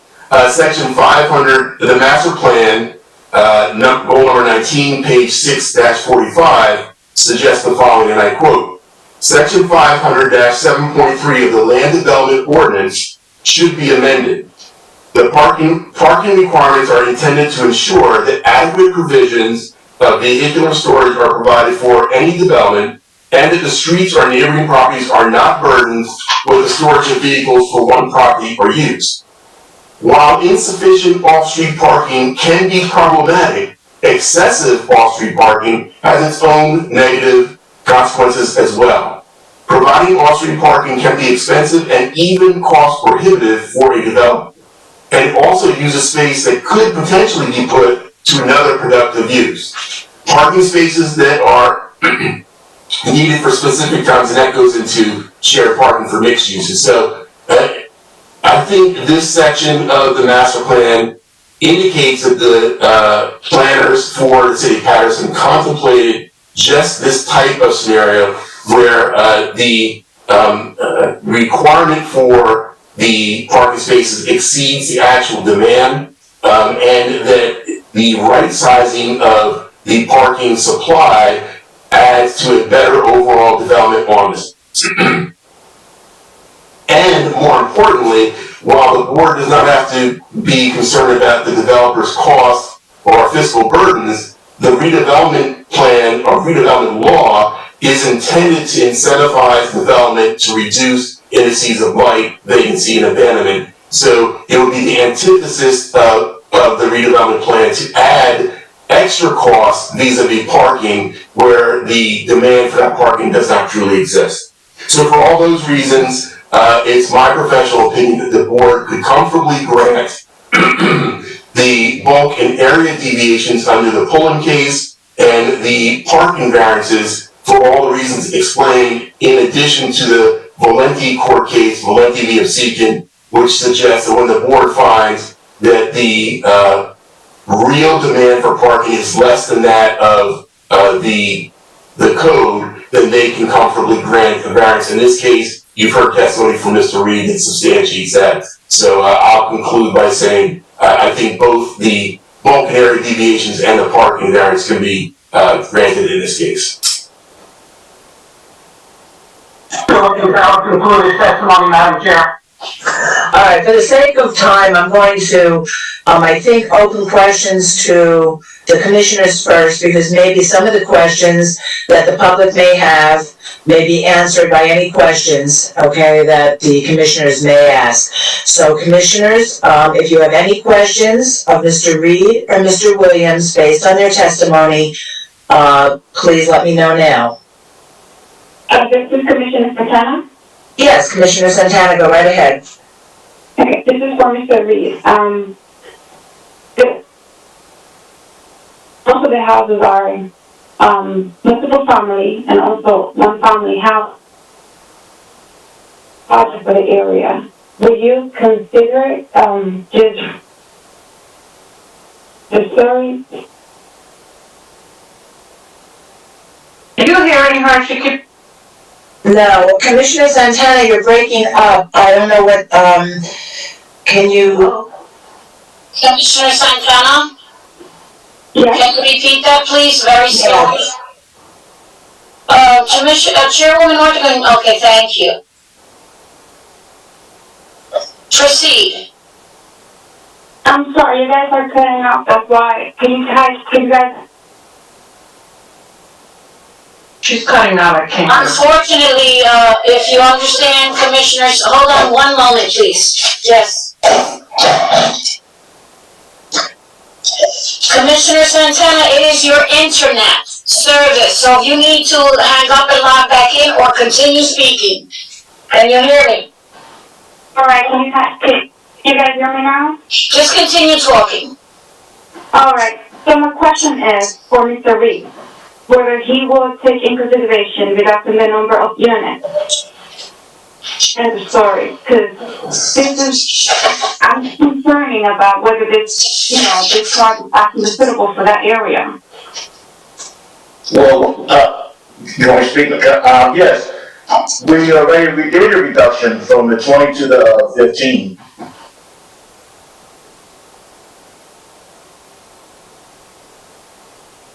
Oh, can you hear me? Mr. Aquaviva, would you like to address this to Santana and explain that one floor has been removed and the units have been reduced? I understand that. It was already explained before. But my question is whether he would take in consideration reducing the number of the 50 units. I did it to our planner. We did it to our planner. We reduced from 20 to 15. We did a 25% reduction to it. I understand. It just, parking in that area is very difficult. Plus, I understand that the professional opinion is that, that this will be suitable, but most of them have. But I don't know if you had good audio when we were discussing it. But as you saw in the picture that Mr. Williams displayed, the building right behind you, behind those people that live on feet that was asking questions earlier about the parking, that building here, we have many vacant spaces there. We have over 20 vacant parking spaces there. So we have no problem finding parking for our tenants. So our project and our tenant would not add to any parking issue they may have in that area. Those owners of the house may have an issue, but we have parking for our tenants. All right, thank you so much. Thank you. Any other commissioners? Madam Chairman, I have a question for Mr. Reed. Yes, Commissioner Ahmed, please. Mr. Reed, what makes you to think that a 15 units building will be suitable between these two family houses? I know you reduced 5-story to 4-story, but is there any 4 or 5-story building around this block? Just if Mr. Williams go back to that picture, right here, this is right basically what makes you to think, no, my question is, what makes you to think the 15 units building will be suitable between these small houses? What makes you think it's suitable for this area? When you say small houses, what do you mean small houses? The house to By looking at Google Maps, I see a house right next to it. It's probably like 1 family or not even 2 family houses. And most of the houses look like 2 family houses. Okay, most of the houses might be 2 family, and they're probably 2.5 stories, but if you look at the height of those houses, the majority of those houses have an average height of about 32 feet. This building here would be 36 feet, which would be just 4 feet taller than those houses. Yeah, but you building a 15 units building. These houses have 2 units, probably first floor and second floor units. This is 2 units houses. So instead of you building 2 units or 4 units, you're building 15 units. So what makes you think this is suitable for this area? What makes you think? Well, I mean, the city council they created the zone for that area, and they made a determination about the housing for that area. Mr. Reed, if I may as well, I understand the commissioner's question. I think you're accurate, you're right on point. And Mr. Deutsch highlighted in his opening statement to the board about the permitted use of this type of proposal in that area. This is an area not only in need of redevelopment, but the redevelopment plan that was put in place calls for multi-unit buildings such as this, and we've been extremely successful in this entire surrounding area in developing these type of buildings and meeting the acknowledged housing need in this area. I think that's very important. I think both Mr. Evans' testimony and Mr. Williams' testimony have covered not only the law, but the facts with regard to the suitability, the site suitability, if you will, of this type of development. The zoning master plan and the redevelopment plan that pertains to this site took into account the circumstances of the surrounding residential buildings, whether they be 2 families or 3 families, and they made a decision, a governing body decision, if you will, that there was a need for this type of housing and it was suitable for this area. The trend is moving in this direction. That's the thrust of the redevelopment plan. So we believe most respectfully that we have established through our professional testimony that this is suitable for the area. Thank you. And now, I don't know if I may add, like, the lot that we've been on, this lot been vacant since I was a kid. This property was owned by my family at one time, family members at one time. And that, the house has really never had any major renovations done to it, so, and my cousin owned it up to his kids, he had died, and the lot's been vacant. It used to be, old abandoned cars on it, and people in that area, they could verify that also, been abandoned cars on it for years, so, I mean, you have a vacant, derelict, or a house that's in despair, and we adding development to the area as the city and their wisdom chose to have this area redeveloped, and we doing what the city's asking us to do. All right, thank you. Thank you, Commissioner. Madam Chair? Yes, is that Councilman Kalik? Yes.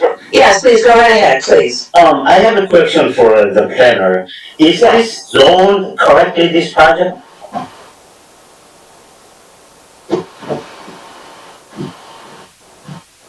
Hello? Yes, for your planner, correct, Mr. Whoever could answer me. Yes. Deutsch, Mr. Deutsch, is this zoned correctly? Yes, many of these, a lot of these houses are 100 years old. Right. In this area, and they were built, many of them were built prior to the advent of the automobile and the knowledge that cars would be so, would become such a mass vehicle of transportation. Also, I have a question. This is a revenue generating project. Estimate like how much revenue tax collection will city get from this project?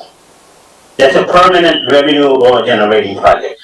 Estimate how much will the city get yearly basis on a regular taxation. Commissioner, I'm asking this question for the public. That's it. Madam Chair? Yes, please go ahead, Mr. Acquaviva. Councilman, it's very, very difficult to estimate what the tax revenue would be from a building like this, because obviously, the assessment would have to be formulated and then the tax rate applied to the assessment.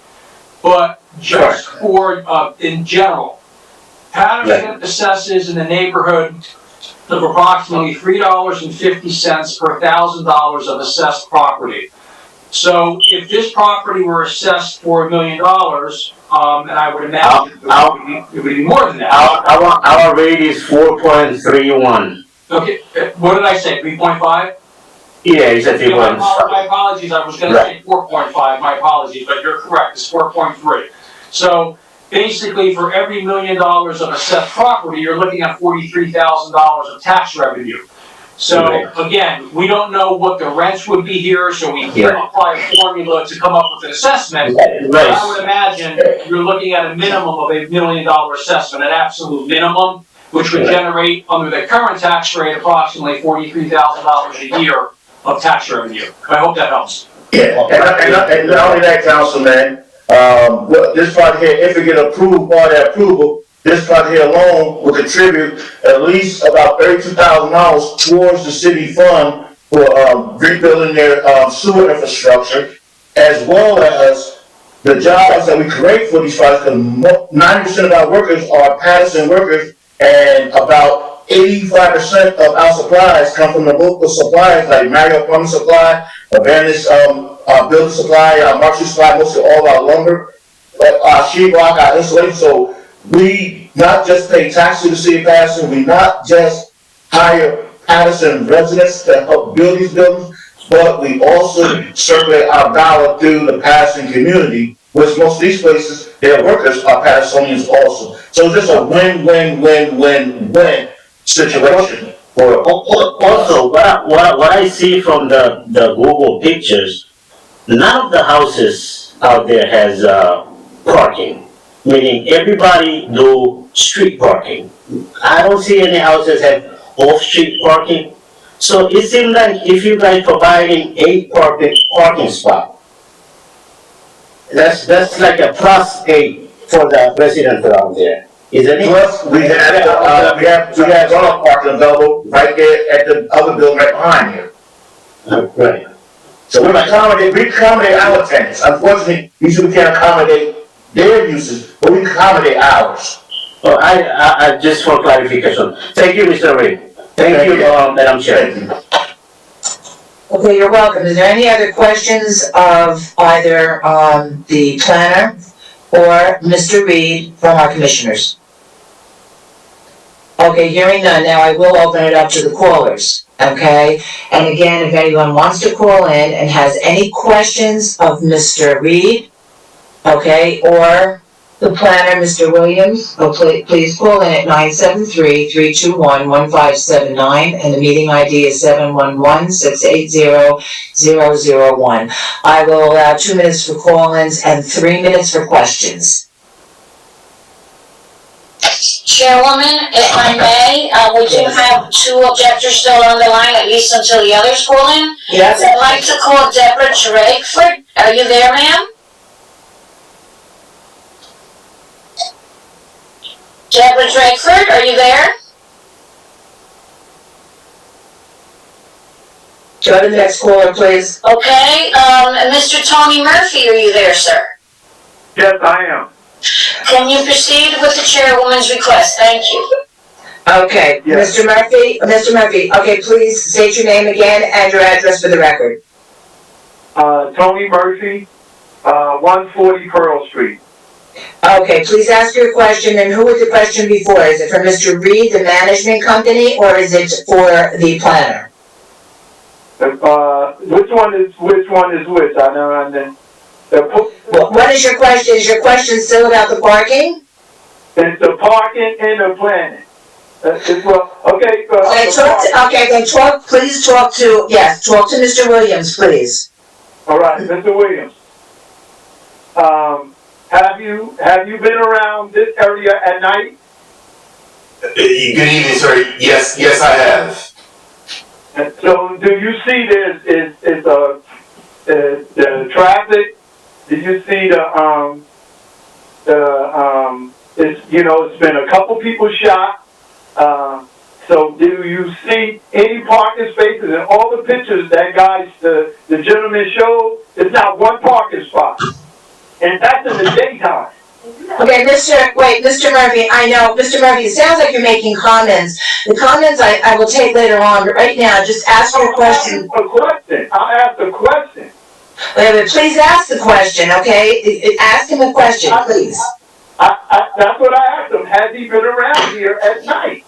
And he answered you, yes. My next question is, do he see the traffic? Do he see there's a lot of people in one tight area, especially his building is 3 houses from the corner. Could he acknowledge that part of it? Good evening again. I'll certainly try. So, yes, I'm fairly familiar with the area. I drove through again today, during the day or during daylight hours. I have been through the area in the evening. There is no doubt that there is a lot of on-street parking. What I would just like to reinforce, however, I think the applicant stated this better than I did. Excuse me, you cannot speak, excuse me, I'm sorry, Mr. Murphy. Mr. Murphy, listen to me, please, okay? Because I'm among, you have to listen to me. The person who takes the minutes for this meeting can only hear one person at a time. Okay. So let Mr. Williams answer, and then you can respond, but you can't go back and forth, that is not allowed, sorry. Okay, I'm sorry, my fault. Madam Chairwoman, I just want to ask, is Mr. Murphy trying to ask do Mr. Williams see people hanging out in the area on the corner of Rosa Parks and Pearl at night? Is that Well, I'm not sure what Mr. Murphy is asking, it's like he's trying to find out if Mr. Williams has business. Excuse me, Mr. Murphy. Please, okay, I'm trying to talk here, and I'm answering Mr. Reed, okay? I think Mr. Murphy is just trying to find out if Mr. Williams has been to the area in the evening, which he says he has. But Mr. Murphy, I have to caution you, I'm allowing 3 minutes for a question, so please either make your point or ask the question that you really need answered, please. I'm asking you, please, thank you. Go ahead, Mr. Murphy. Go ahead. I'll wait for him to answer the question, so I'll be quiet while he answers the question. Madam Chair, I do have another caller, so I would like this to be brief. Thank you, Madam Secretary. Thank you, Mr. Murphy. I'm not good at being brief, but I'm going to try. So, Mr. Murphy, have I been there during daylight and post-daylight hours? The answer is yes. Have I observed a lot of on-street parking? The answer is definitely yes. What I was trying to close with a moment ago is just to remind you what you heard from both the applicant and my testimony is, I see, in my opinion, what's being proposed is a better alternative to what exists now. And I think Mr. Deutsch alluded to this during his testimony, that most of the land development pattern as you go from the intersection of Rosa Parks and Pearl towards our property does not provide on-street parking. As you go more to the mid-block, there is some front yard parking for those lower density residential units, but what we're proposing actually improves the land development pattern by providing parking on site, which you don't see existing. So as Mr. Reed testified, we won't contribute to what I think you're saying is a problem with the on-street parking. We're going to make sure that we satisfy the real parking demand from our development on site. Okay, how could that improve it? And we don't have no parking now, and we're gonna add 15 more people, 15, so you figure that's maybe 20 cars? If we lucky, 20 cars, if not 10 cars, we don't have parking. At night. It's not 15, excuse me, Mr. Murphy. In Park Ave. Mr. Murphy, you're gonna have to, excuse me, Mr. Murphy, you're gonna have to wrap it up. I have other callers, okay? And to be honest with you, it's not 15 cars. They have parking for cars underneath their building or on the first level. So it's not 15. Go ahead, Mr. Williams.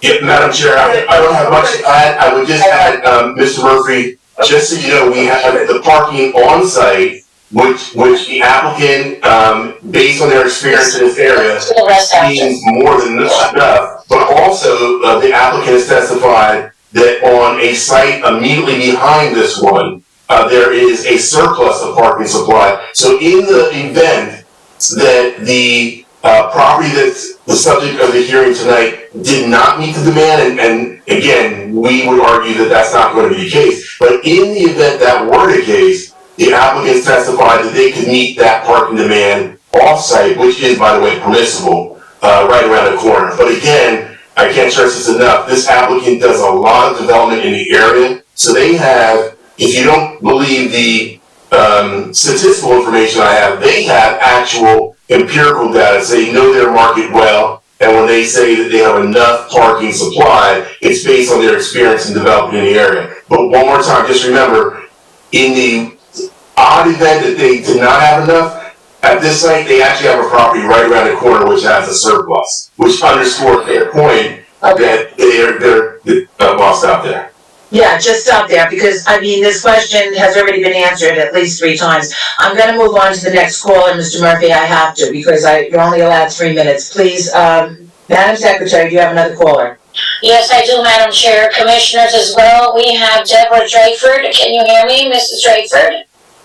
Yes, come on. Okay, thank you. You may speak. Yes, I hear you loud and clear. Okay, Mrs. Drayford, please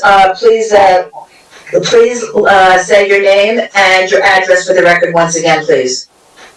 Deborah Drayford, 138 Pearl Street. Okay, who's your question for?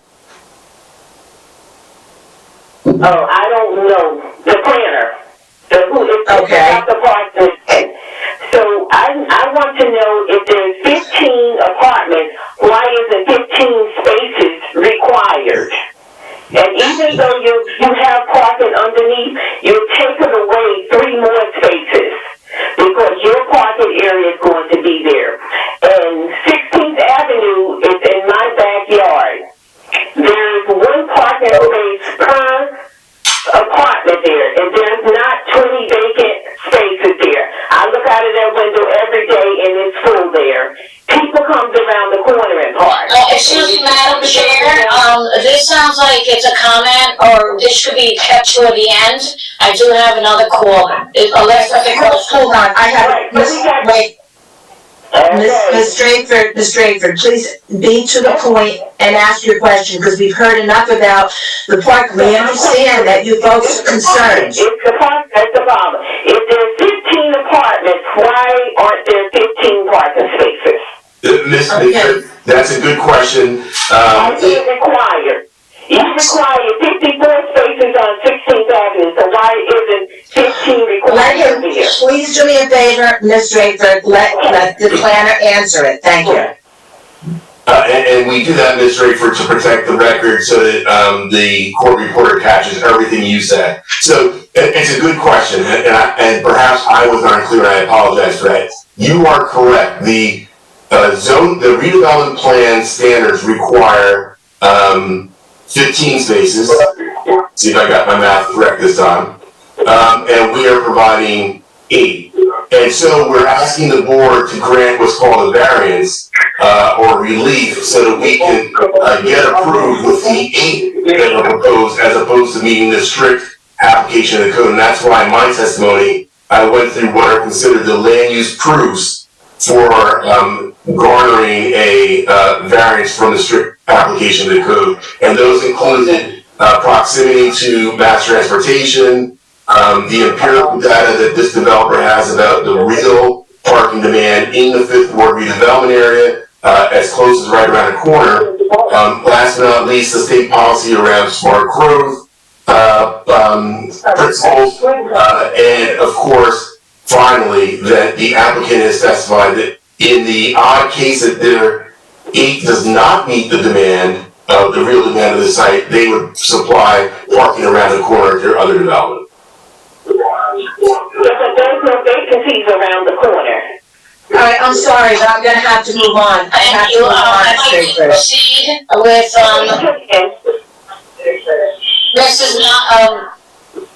hello, Mrs. Drayford? One question, no, not yet, sir. I haven't called you yet. Mrs. Drayford, are there any other questions? And only a question, I will not, no questions. Let me have you speak your piece at the end. That is fine. Thank you very much for your phone call. I'd like to now open up the meeting to Richard Miles. Are you there, sir? Mr. Miles? Okay, please keep the questions at a minimum, only to what has been testified to. Any comments, departing, anything else you'd like to speak at the end, you are welcome to. I am doing this because you're talking over each other, and the court reporter needs to have law and order. So please show respect for her. Thank you very much. Okay, Mr. Miles, please state your name and address for the record. My name is Richard Miles, address 118 Pearl Street. Okay. All right, ask your question, please.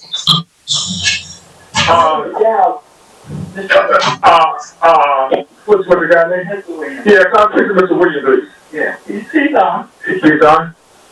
Okay, my point, I'm saying I'm the one that's maintained the block, and I see that, when the garbage man comes, he can't even take the garbage out because of the cars and stuff. This is not a question. No. I'm gonna have to, with all due respect, Chairwoman Northrop, I do have another caller.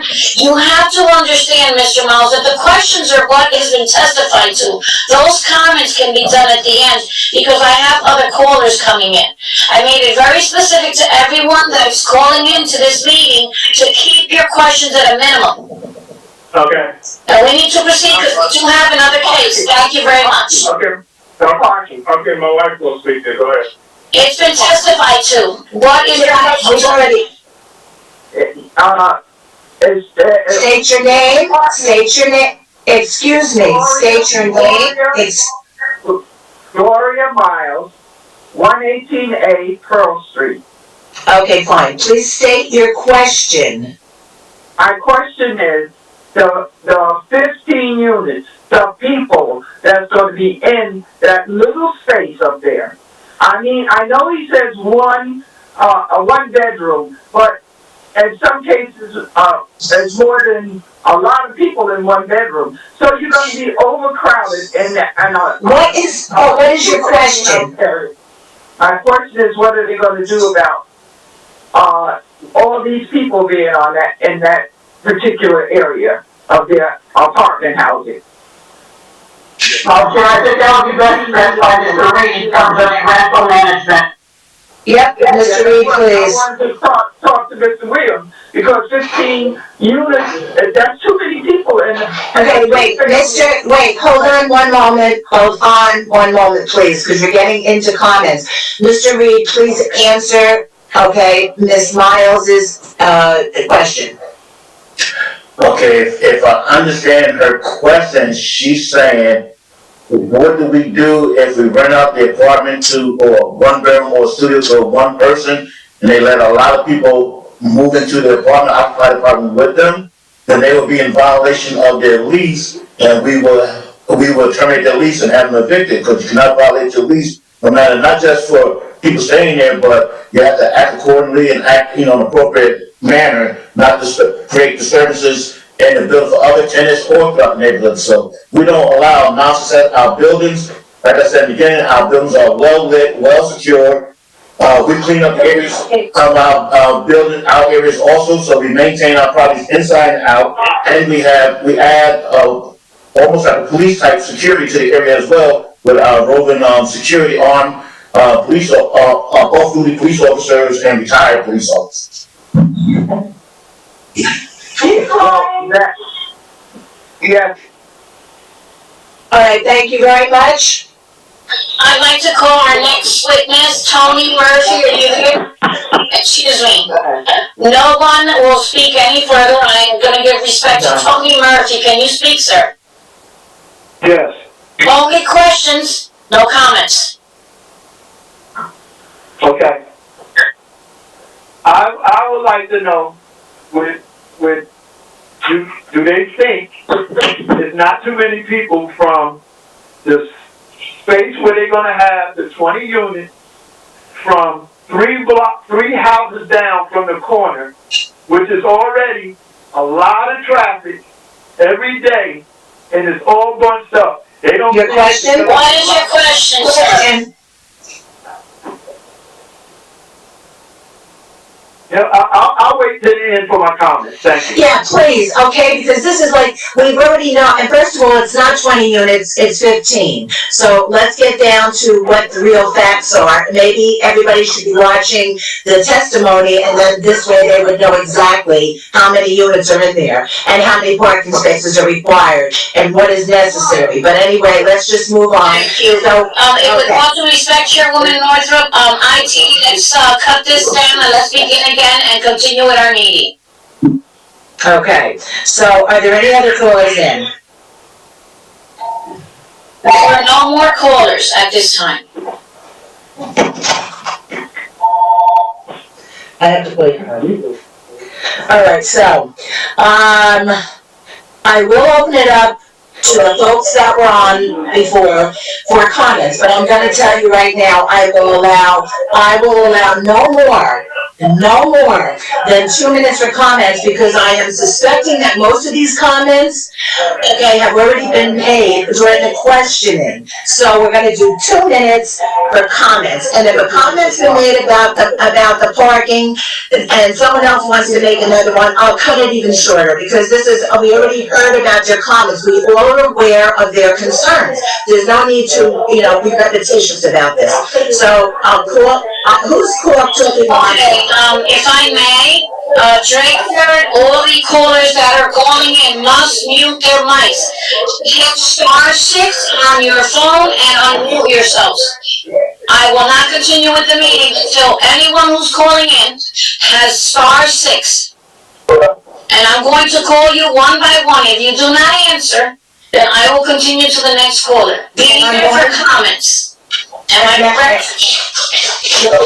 I'm gonna say one thing, Madam Secretary. Yes. I'm allowing 2 minutes for comments. Yes, ma'am. 2 minutes. I will take care of that. As I said, I suspect we've heard all these comments before, and I think everybody's had an opportunity to say what they want to say. But I will absolutely give 2 minutes only on a comment. So we're after that point now, please go. Okay, duly noted, and thank you. I'm just trying to conduct this meeting in a perfect manner for our court reporters. We can have some kind of decorum here. So I'm going to start with Deborah Drayford. You have 2 minutes. Are you there, ma'am? Yes, I'm here. Make your comments, beginning now. If they build the building across the street, they're taking away more parking. And approximately 3 more spaces will be lost. And he said they have 20 vacant spaces on 16th Avenue. They do not have 20 vacant spaces in that parking lot. I look out of that window every day and every spot is full because I'm working from home. And the senior citizen building down the street that he showed a picture of, they have their own parking lot. That's mine. Thank you very much, Mrs. Drayford. I will continue with the next caller. Melly Cato, are you there, ma'am? Melly Cato? I will proceed to the next caller. Richard Miles, are you there, sir? Yes, I am. Make your comments, sir.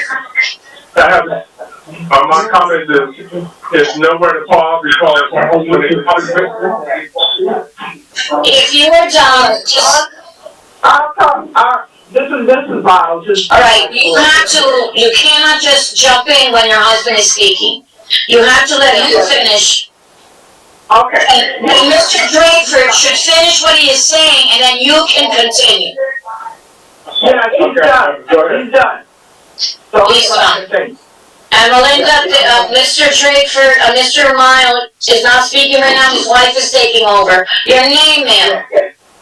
Gloria Miles. Continue. Yes, I'd like to address the committee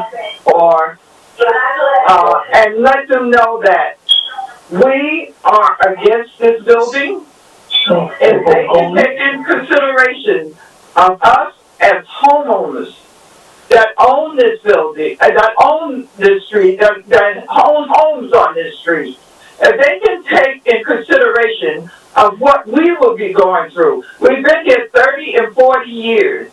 Do we have to go through a building coming up in our street, on our street, with all the traffic? I'm not mentioning the pockets, the traffic, the people. Give us some dignity for staying in Paterson for 40 years. Listen to our cry. We are crying to them to let them know that do not approve this. Look at us. We're seniors in this area. We're hurting in this area. Can they just look at as if we were their parents? Would they want this kind of stuff happening around their parents? No, that's my comment to the board. Thank you. Thank you very much. Approve that. Thank you, Mrs. Gloria Miles. I'd like to proceed one more time with Melly Cato. I need you to hit *6 to unmute yourself.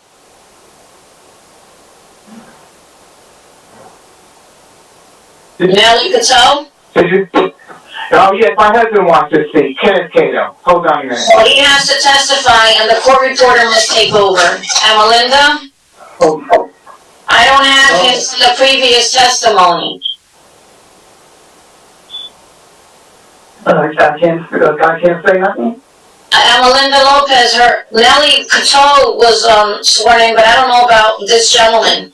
None of the speakers were sworn in. They're not sworn in. Okay, thank you. Excuse me, Mr. Reed, I'm asking a question. Thank you. You may proceed. Hello? Hello, can you hear me? I hear you. Yes. You may continue, ask your questions. Yes, my concern about the building being here, like 15 units. When you look at the other, y'all show pictures of all the houses on the other side of the street. When you look on the other side of the street, they're all one-family homes, which we brought in 1987. Okay, a lot of us came from CCP, Alabama, whatever. Well, we moved up there to have a better quality of life, and obviously it didn't turn into a bad quality of life from Rosa Park, Carroll Street, but we do keep our block. That one block that you see, like that was my brother-in-law that was Miles that was talking, he goes up and down it every day and cleans it. That block on that side that we live on. Well, all the houses are just one family. Now they have a 15 unit, and I want to ask a question, but I can put it in there. Are these people that you're talking about moving here, are they going to be screened? Like you built some new apartments up there in Alexander Hamilton. Mr. Cato? People that can move here. Yes? Okay, what is your first name, sir? I did not get that. Kenneth Cato. Kenneth Cato? Right. Okay, thank you. Chairwoman Northrup? Just like, you showed all the pictures, but this on one side is all one family homes. And you can never find a parking space there at nighttime. And it's sometimes I see people almost getting fights for parking space on Pearl Street. Okay, your 2 minutes left, sir. Thank you very much for your comments. Okay. Thank you very much. We'd like to continue. I'm not exactly sure, but I think Mr. Murphy, are you there? Yeah. Did you? We heard, I thought, from Mr. Murphy. Yes, I just want to make sure. Yes, hear me? I'm here. Did you make comments? Yes, okay, so that's all I have. Okay, I didn't make my comments yet. He did not. I'm sorry, Chairwoman, he's correct. That's why I called his name. He did not make his comments. You have 2 minutes, sir. Yes. I've been here for 30 years on this block.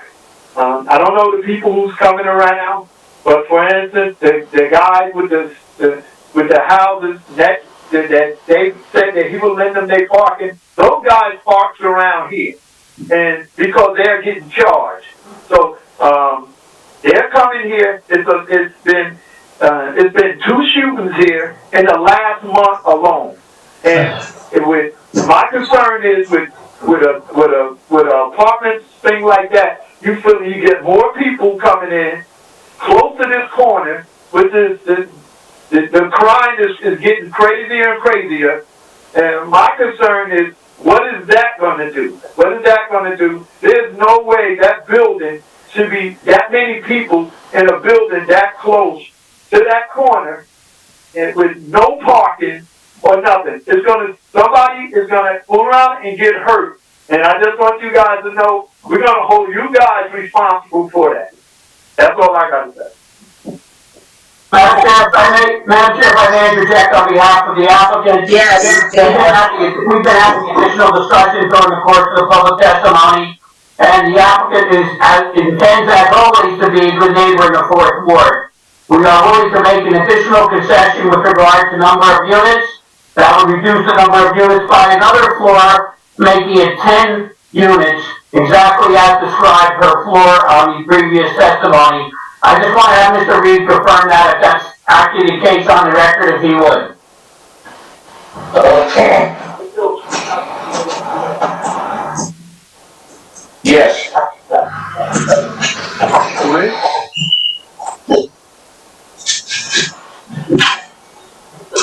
Did you hear me? Yes, we hear you, sir. Yes, that is correct, Mr. Maricano. We're willing to, as with the, one of the concerns the commission also said, we're willing to reduce it down to a 10-unit building. About 2,000.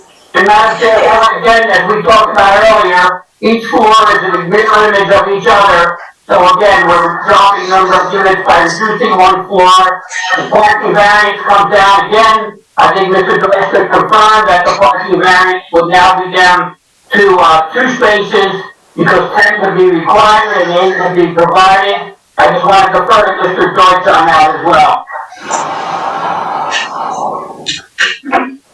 Mr. Deutsch?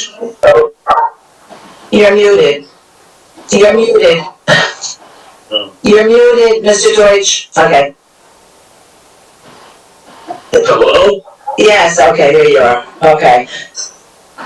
Yes, the parking variance will be for 2 spaces since there are now 10 units proposed and 8 spaces are provided. Okay. The applicant has reduced this project by a full 50% in consideration of what we're hearing tonight.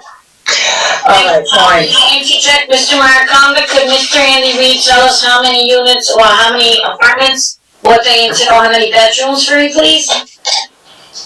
Well, I mean, Mr. Maricano is speaking on our behalf, and he has the architect, Matt Evans there with him, so Matt could give you the configuration. Basically gonna be the same configuration on the plan, it's just that the other 2 floors are gonna be removed, and the, floor 2 and floor 3 remain with the parking underneath as proposed. No. Well, No. That's not true. That's not right. I believe, you said that you were taking out 2 apartments, that's why we didn't need the spaces, so we need to know the configuration of the apartments. That's what I'm saying, the configuration of the apartments are gonna remain the same, it's just that the upper 2 floors will be removed, reduce it down to just 10 apartments. Okay, so Madam Chair, if I may. Go ahead. thank you. The previously amended application, which brought it down to 15 units, had 12 one-bedroom and 3 studios for a total of 5 in each floor. So if I just do the math, it looks like there would be, it looks like on the 2 floors, there would be 6 one-bedroom, 3 in each floor, and 4 studio, 2 in each floor, if you kept the makeup the exact same way. Mr. Williams, could you confirm that as well? Mr. Evans has to step away just for a moment. That is correct. So it would be, each floor would have 1 studio unit and I guess 4 one-bedroom units. So do the math, and it brings it down from 20 to 15 to now the proposal being 10. Yes. Okay, so there's only 2 spaces that are required for the variance, correct? Right. Yes. Okay, good. Alright, Mr. Maricano, would you like, excuse me? Somebody say something? Here, this is Commissioner Cleese. Could I ask a quick question? Yes, go right ahead.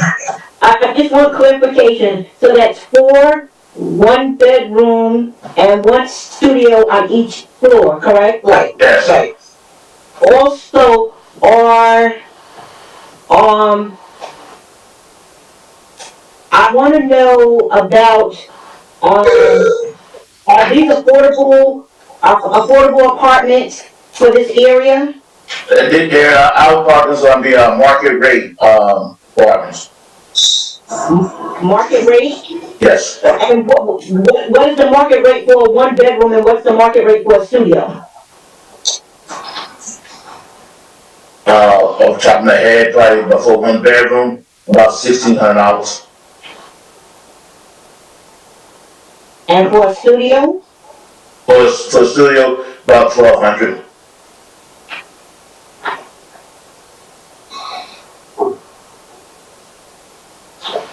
Thank you. Thank you. Okay. Mr. Reed, are you getting this in your other apartments? Madam Chair? Yes, Wait, one and, sec. Excuse me. and to alleviate some of the concerns from the neighbors, we screen our tenants very well. Okay. All right, yes, Mr. Acquaviva? Thank you. I don't know if Mr. Evans is available, but I'm just trying to get the new proposed height of the building with the downward modifications. In fact, I never had the accurate height on the original proposed modification. The original proposed height was 46 feet, 8 inches, as per Mr. Deutsch's review, paragraph 14. If Mr. Evans is available, or even Mr. Williams, if somebody can just provide the new proposed height based on the reduction of the Madam Chair, again, it would be reduced by the same proportion as we reduced it on the earlier reduction. Mr. Williams, could you look at that, in terms of, the chart? Mr. Maricon, there was no testimony based on the original modification down to the 4 floors. There is no testimony as to the new height then. The only height we have on record is the original application, which showed the 5 units. So I'm just trying to figure out now the proposed application with the modifications, reducing the floors to 3 units.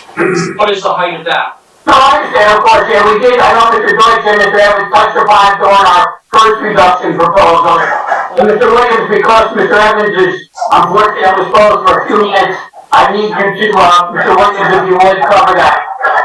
Certainly, I think what I could do is offer for the discussion now that it was 36 under the last modification and now 26 under the final modification, 26 feet in height. And I think the applicant can offer to confirm those dimensions as a condition of approval. That's exactly right. The proportionate reduction in height is exactly the same. Our first floor is eliminated, and so we put you back down at that level, and you're indicating, and you want to just confirm that you would accept those conditions? Yes, 26 feet. Thank you. Okay, Mr. Mariconda, please summarize.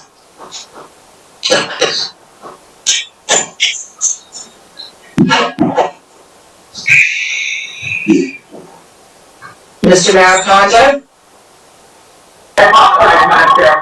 That's all right, please summarize. Well, I apologize for making this as brief as possible. We appreciate your time and consideration. We appreciate the public input. We think we've reduced this project substantially. We think this will meet a very important housing need. The type of units serve a specific demographic of 1 or 2 people.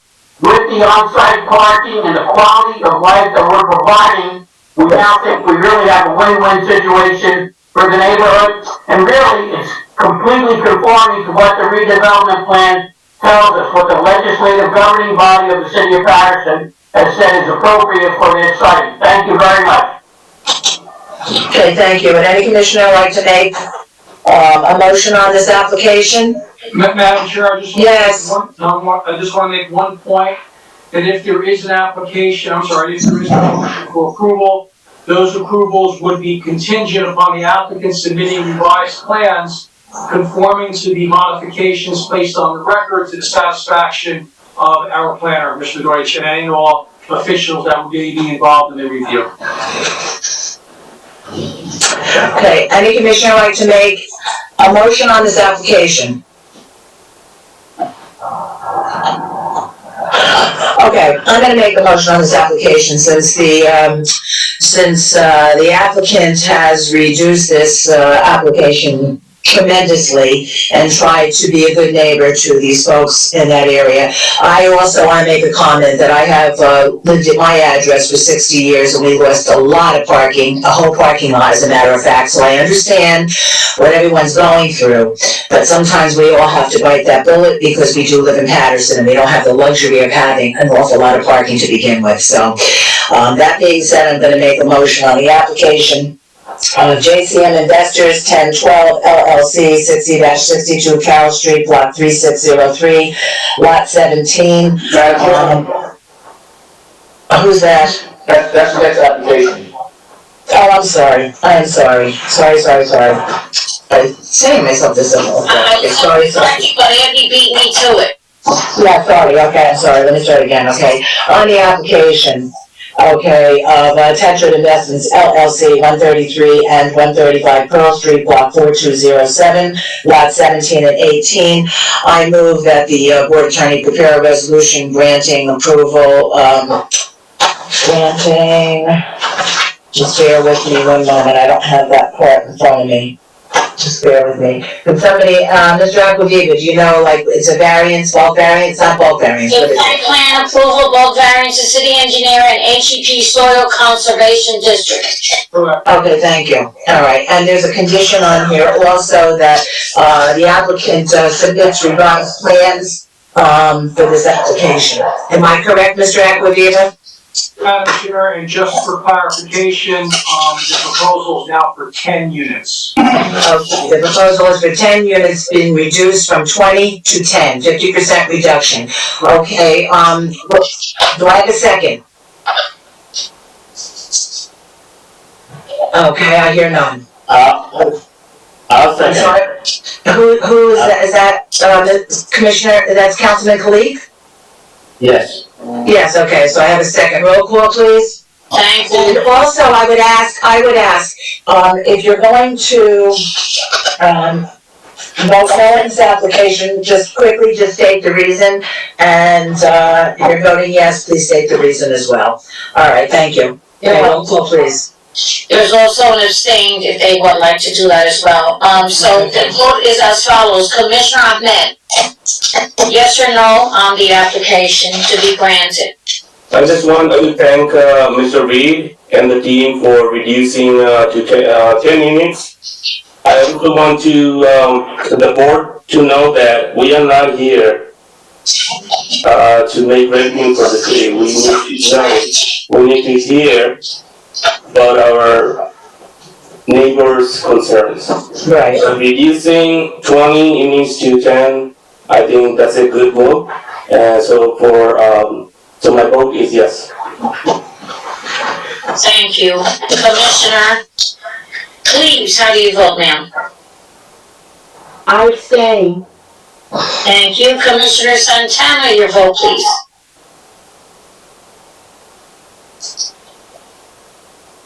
Commissioner Santana?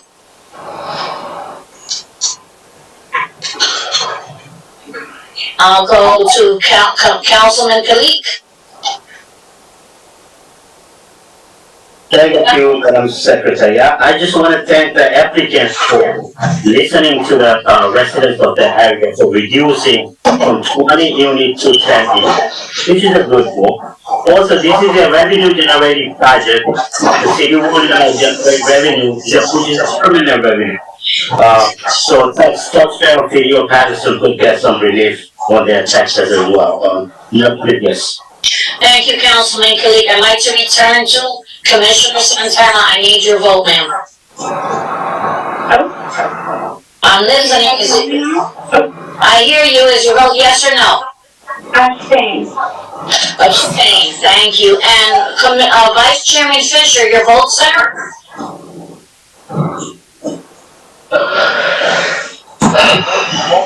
Commissioner Fisher? Yes, can you hear me? Yes, I do, sir. Okay. I'd also like to say, I'd like to thank the residents actually for coming out. And this is what community is about. So resident, the applicant, revenue, it all came together tonight. My vote is yes. Thank you very much, Vice Chairman Fisher. And lastly is Chairwoman Norton. Yes. We have 4 votes in the affirmative, and we have 2 abstained. Mr. Aquaviva, please place this vote on the record. It appears that there are 4 yeses and 2 abstains, so that's correct, sir. Yes, this application has been granted for Tetra Investments, 133 and 135 Pearl Street. Thank you. Thank you. Okay, if everyone would like to just take a 5-minute break, no more, we'll start with the next application. It's getting late and I'd like to move on, so everybody please, back for 5 minutes. Oh, I'm gonna close this meeting. I wanna close the meeting. Okay, I make a motion to close the meeting. All in favor? Aye. Aye. Okay, thank you. Before we, Chairwoman Northrop, can we have resolutions once we open up the next meeting? Can we do the resolution so this way we can proceed with the application? If nobody needs a break, I'd like to proceed with the resolutions right now. Let's do that right now. And appreciate Commissioners, are you still there? I just closed my file, so can you do it on the next one? Yes, absolutely, thank you. We'll be right back. So we're taking a 5-minute break. Everybody back here, please, by 9:05, please.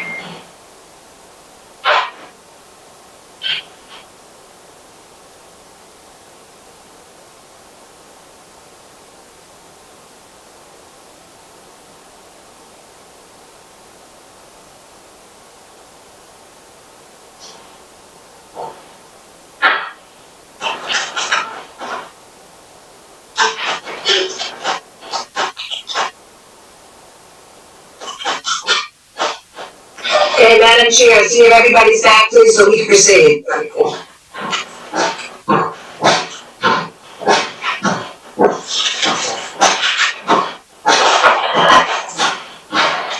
Madam Secretary? Maybe not. Madam Secretary? I can't.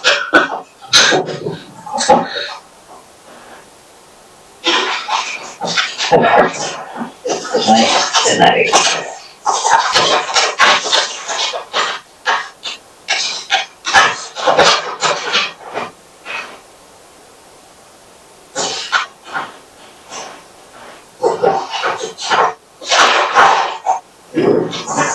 Madam Secretary, there?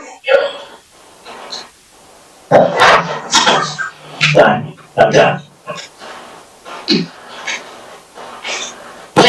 may begin, Chairwoman, I'm here. Okay, is everybody back so you can begin? Let's start. Okay, everybody please rise for the flag salute. Are you there? We have plans that are still up on our front page here from Mr. Weedle. You move these plans, Mr. Mariconda?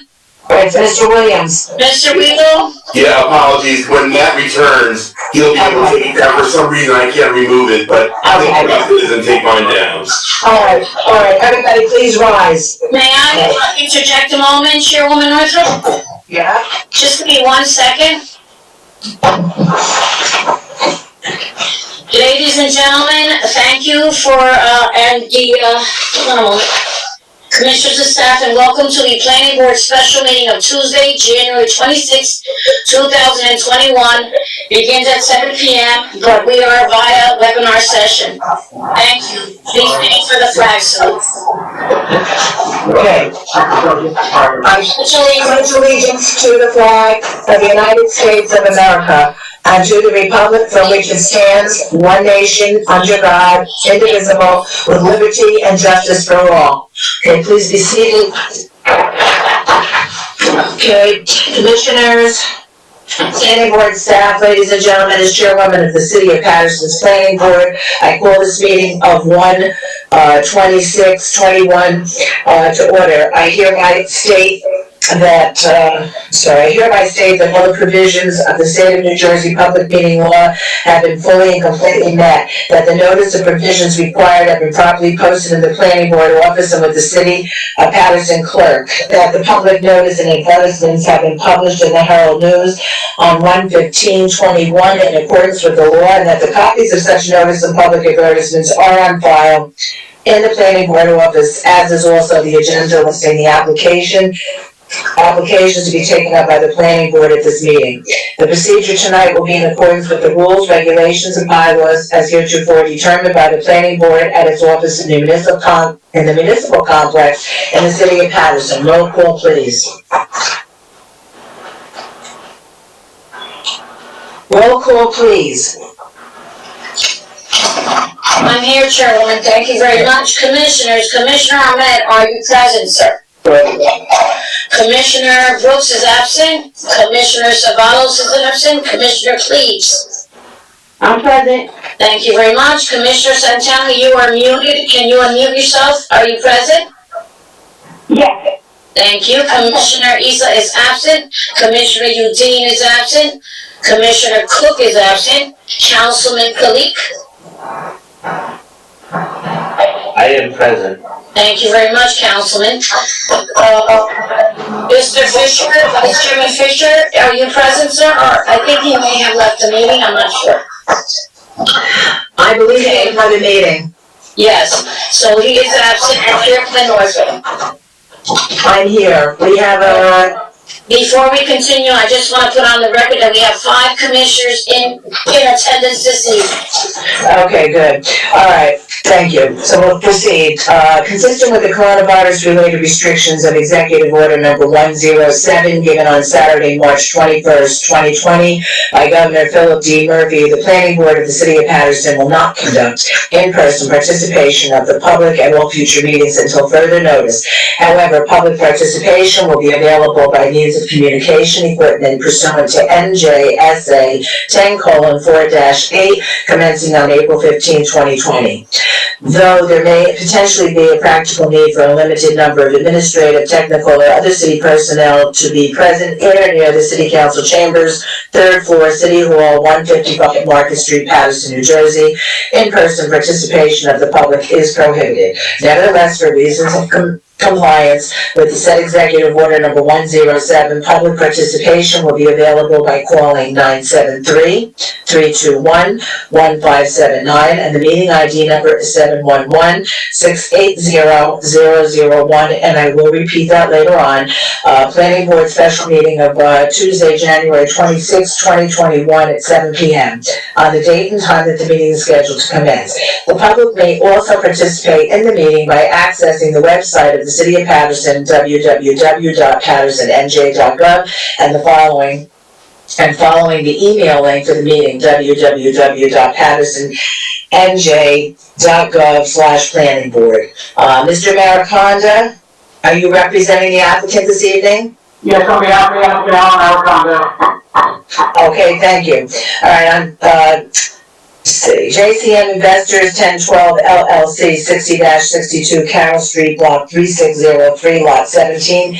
The applicant proposes to remove the existing 2.5-story building on the 4,014 square foot lot and construct a 3-story commercial and residential building consisting of 1,210 square foot commercial space and 10 units consisting of 5 one-bedroom units and 5 two-bedroom units. The first floor will consist of 1,210 square feet of commercial space, a lobby, 380 square feet of a tenant storage space and bicycle room, 1 one-bedroom unit and 1 two-bedroom unit. The second and third floors will each contain 2 one-bedroom units and 2 two-bedroom units for a total of 10 units. 0 parking spaces are proposed. This proposal is within the RA2 zone of the 4th Ward redevelopment plan and is located on the southwest corner of Governor Street and Carroll Street. Variances are requested for lot area as minimum of 5,000 square feet is required and 4,014 square feet is provided, and the lot width as a minimum of 50 feet is required and 37.50 feet is proposed. Front yard setback as a minimum of 3 feet is required for both Carroll Street and Governor Street and 0 feet is proposed. Side yard setback as a minimum of 5 feet is required and 0 feet is proposed. Rear yard setback as a minimum of 20 feet is required and 12 feet is proposed. Lot building coverage as a maximum building coverage of 60% is permitted and 89% building coverage is proposed. Lot impervious coverage as a maximum lot impervious coverage of 80% is permitted and impervious coverage of 100% is proposed, and open space in many areas as 1,500 square feet is required and 740 square feet is proposed and requires site plan approval and bulk variances. Okay, Mr. Mr. Deutsch, please give us your review.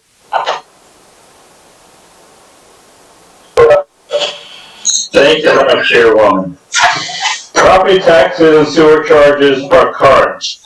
Persons having a 10% or greater ownership interest in JCM Investors 1012 LLC is Matthew Florio, providing an address of 449 East 18th Street, Paterson, New Jersey.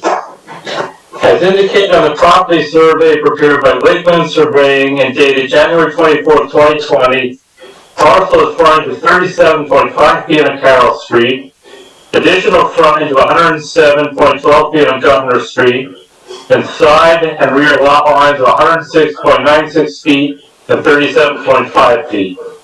Parcel is area 4,014 square feet for 0.09 acres. Parcel has an existing 1 and 2.5 story structure on it with an accessory garage. The structure was last used for a commercial and residential use. Evans Architects has prepared a 4-page architectural submittal dated March 19, 2020 for an S1 of the site plan. Details are shown for the tree and shrub planting detail, the seepage pit detail, and the lighting detail. Also shown is the tax map, the existing condition site plan, the proposed site plan, and the zoning ordinance stack. This proposal is located at the southwest corner of the intersection of Carroll Street and Governor Street. The applicant proposed to remove the existing structures on the site and construct a 3-story commercial and residential building.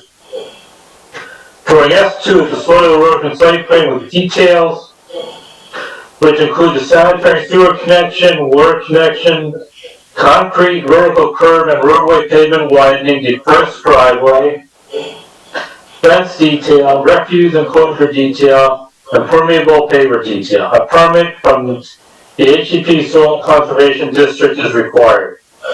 The proposed 3-story building will be placed on both front property lines, the side lot line, and 12 feet from the rear property line. The zoning table indicates that the building will cover 89% of the lot. Drawing SK1 indicates the floor plan. The first floor indicates a 1,210 square foot commercial space with a half bathroom, a mechanic room, with access to Carroll Street only. The access door to the residential units is from Governor Street. The lobby indicates stairs to the upper floor and a mail and package vestibule. An interior door leads to a 380 square foot tenant storage and bicycle area. A door from the lobby area leads to an 816 square foot one-bedroom unit, which includes a living area, a full bathroom, a kitchen, a mechanical closet, and a laundry closet. The second first floor unit has direct access from Governor Street. This is a two-bedroom unit of 906 square feet and includes a living room, a kitchen, a full bathroom, and a laundry and mechanical room. A refuse and recycling area is located on the brick pavers, located on the 12-foot by 37.5-foot rear area of the rear building with access to Governor Street. The second and third floors are identical in layout. The one-bedroom units contain 633 square feet and 675 square feet. The two-bedroom units contain 908 square feet and 909 square feet. Each unit includes a living area with a kitchen, a full bathroom, and a laundry area and a mechanical closet. Drawing SK2 are the building elevations. The Carroll Street elevation indicates the first floor commercial space with an access door and 3 large display windows. The second and third floors indicate 2 double windows on both floors. The decorative cornice tops the roof line with a brick facade frontage. The Governor Street elevation indicates that the brick facade will continue to where the commercial space ends. The remaining facade space will be a stucco finish. The 2 doors indicated are for the lobby entrance and the second first floor unit. Windows are indicated on all 3 floors. The side elevation, which has a partial brick and mainly stucco facade, indicates no windows and will be adjacent to the parking area for a church. The rear elevation indicates windows on the first, second, and third floors surrounded by a stucco finish. The building has a height of approximately 35 feet. The intent of the RA-2 residential district of the 4th Ward redevelopment plan is to permit a more intensive residential use of land with various types of dwellings. Mixed-use development, which includes residential and neighborhood commercial uses, are permitted at the corners of blocks. The applicant requests variances for the following conditions for this proposal. For this proposed 10-unit mixed-use structure. Front yard setback, a minimum of 3 feet is required and the building is placed on the front property line. A minimum side yard setback of 5 feet is required and the building is to be constructed along the southern side yard. A 20-foot rear yard setback is required and a 12-foot rear yard setback is proposed. A maximum building coverage of 60% is permitted and a building coverage of 89% is proposed. Maximum lot coverage of 80% is permitted and a lot coverage of 100% is proposed. The applicant is indicating that 1,500 square feet of amenity open space is required and that 730 square feet is provided. As such, a variance is requested. A variance for off-street parking is not required as the lot width on Carroll Street is below the 50-foot minimum threshold that requires off-street parking being a requirement. As this is a redevelopment area, the planning board must determine whether the granting of the requested variances to allow the number of dwelling units proposed by the applicant is appropriate for the lot and the immediate surrounding area. It shall be the responsibility of the applicant or the preparer of the plan to obtain a letter from the city engineer indicating the plan has been satisfactorily reviewed prior to the plans being released to the construction official. Surrounding land uses. This proposal is in the Wrigley Park section of the city within the 4th Ward redevelopment plan. The area is zoned residential with neighborhood commercial areas located at sub-corner intersections. A number of new developments have been built in the area or have been approved within the recent past, including at 190-194 Governor Street, 222-224 Governor Street, 51-53 Carroll Street, and 171-173 Carroll Street. Including remarks, the applicant estimates the cost of this proposal approximately $1 million. The applicant should incorporate the design elements contained within the fourth ward redevelopment plan on the site and within the building. As your staff review for this proposal, Madam Chairwoman. Thank you. Mr. Maricondo? Yes, thank you, Madam Chair. We'll be calling Mr. Evans, as well as the applicant, Mr. Reed, and Mr. Williams in this case as well. We'd like to start with Mr. Evans at this time. Yep, please go ahead. And you swear affirm testimony about to give us the truth, the whole truth, and nothing but the truth? Yes, I do. State your full name for the record. Matthew Evans, architect, 470 Chamberlain Ave, Paterson, New Jersey. And we accept him as an expert witness, thank you. Thank you. Thank you very much, Madam Chair. Mr. Evans, could you give us an overview of your site plan, taking into account Mr. Deutsch's report as well, of course? Okay, I'm going to share the screen. Can you see it? Everybody can see the screen? Yes. Okay, great. So, basically, just to elaborate on Mr. Deutsch's report, we're showing right now the existing conditions. It's on the corner of Carroll and Governor. I don't know if you know the building, but it's like a grocery store at the first floor, and it's older structure, which is a sort of a hybrid of residential and that existing grocery store, older buildings, and a garage and area in the back. What we're doing is we're proposing to remove those and put a brand new building in its place. The building would be at the intersection, same intersection Carroll and Governor. The lot is 37.5 by 106.96 and 107.12 feet.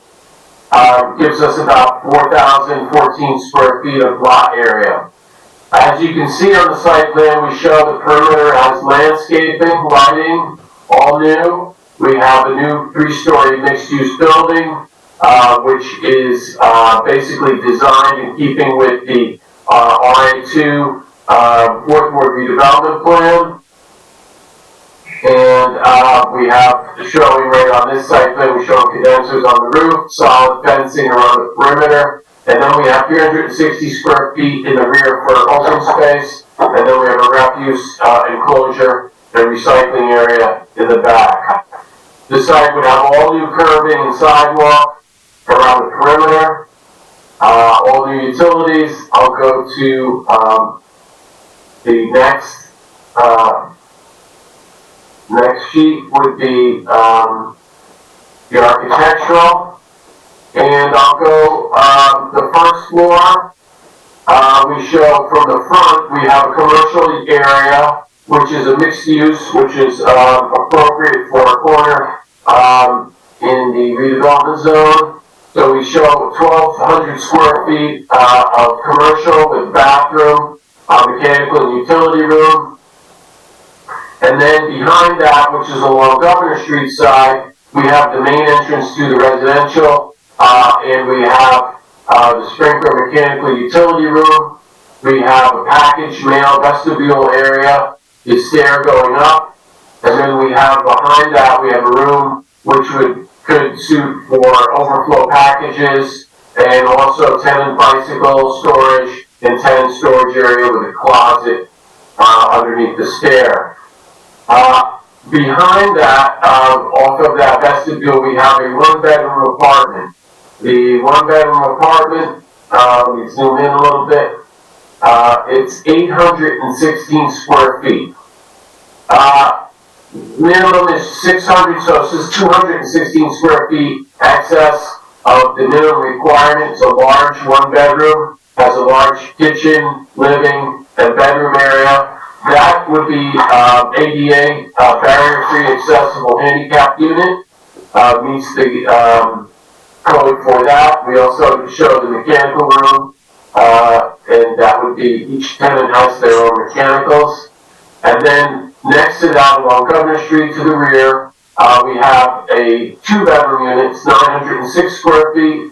It's also handicap accessible with separate utilities, mechanical, and a laundry for that unit also.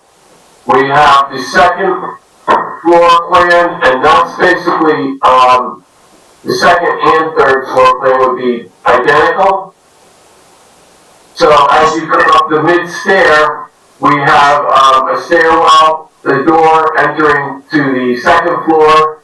So the front along Governor and, Carroll, we have unit 202, and 302 is a two-bedroom unit, which is 909 square feet.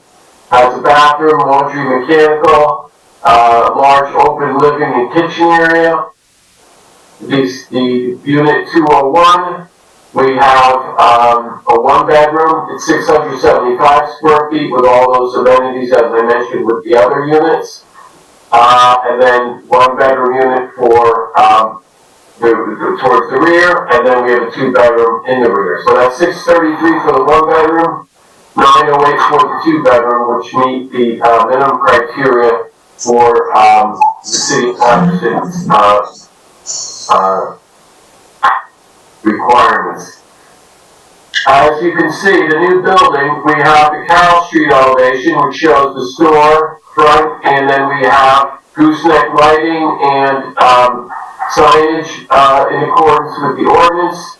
We have large windows for the apartments above with transoms. We have a brick veneer facade, and we have a large cornice, decorative cornice, architectural detailing, and then we also show the mechanical units would be hidden behind that cornice, so they would not be visible from the street. So we have also showing on that elevation, we have 10 feet high ceilings on the first floor. We have 9 feet for the second and 9 feet for the third. So we have nice volume within the units. Then we show Governor Street elevation, which shows a mix of materials of stucco, brick. We have a corner condition where we have that decorative cornice, and that would carry the screening around to the Governor Street side. And then we show the main entrance to the apartments, and then the apartment in the rear. The rear elevation is a little more simple, it's being that it's a rear elevation. And then as I mentioned, we have the large windows, casement windows for the apartments, for those units too. Now that, the side elevation, which is along the property line, is a little more simple as the other one. So we didn't elaborate too much on it because if there's development next door, it really would defeat the purpose of designing that. So that is basically our plan in a nutshell. Mr. Evans, just as a follow-up, I know Mr. Williams will cover the zoning requirements in terms of variances. You did point out, or you will point out, the RA2 district on a corner location actually calls for and supports the small neighborhood businesses as an element of the residential project. Is that right? Yes. Okay. And that's what we're looking to do, a small service business? Yes. Okay. And we have had other projects developed and approved in this area as per Mr. Deutsch's report, similar in nature along Governor and Carroll? Yes, so the developer, JCM, has done one on Rosa Parks and Governor, a few blocks down, which is a mixed use. It's being occupied and in use today. Also, there was an approval of Caddy Corner from this, I believe it's 5153 Carroll, which was similar size lot, and it's similar density and scale of this property. So, very similar projects. Yeah, so they were, I believe it was approved by the board also. So we're looking at a pattern of development here that's in accordance with the redevelopment plan to reactivate and revitalize this area at this time. Yes. Okay. That's all I have, Mr. Evans, at this time.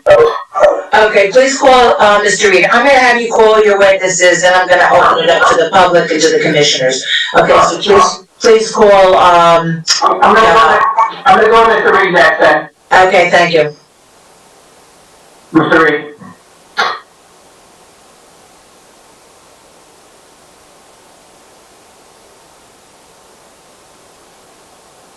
Is Mr. Reed on? No. We'll go to Mr. Williams then. Go to Mr. Williams. Okay. All right, George, you'll be sworn.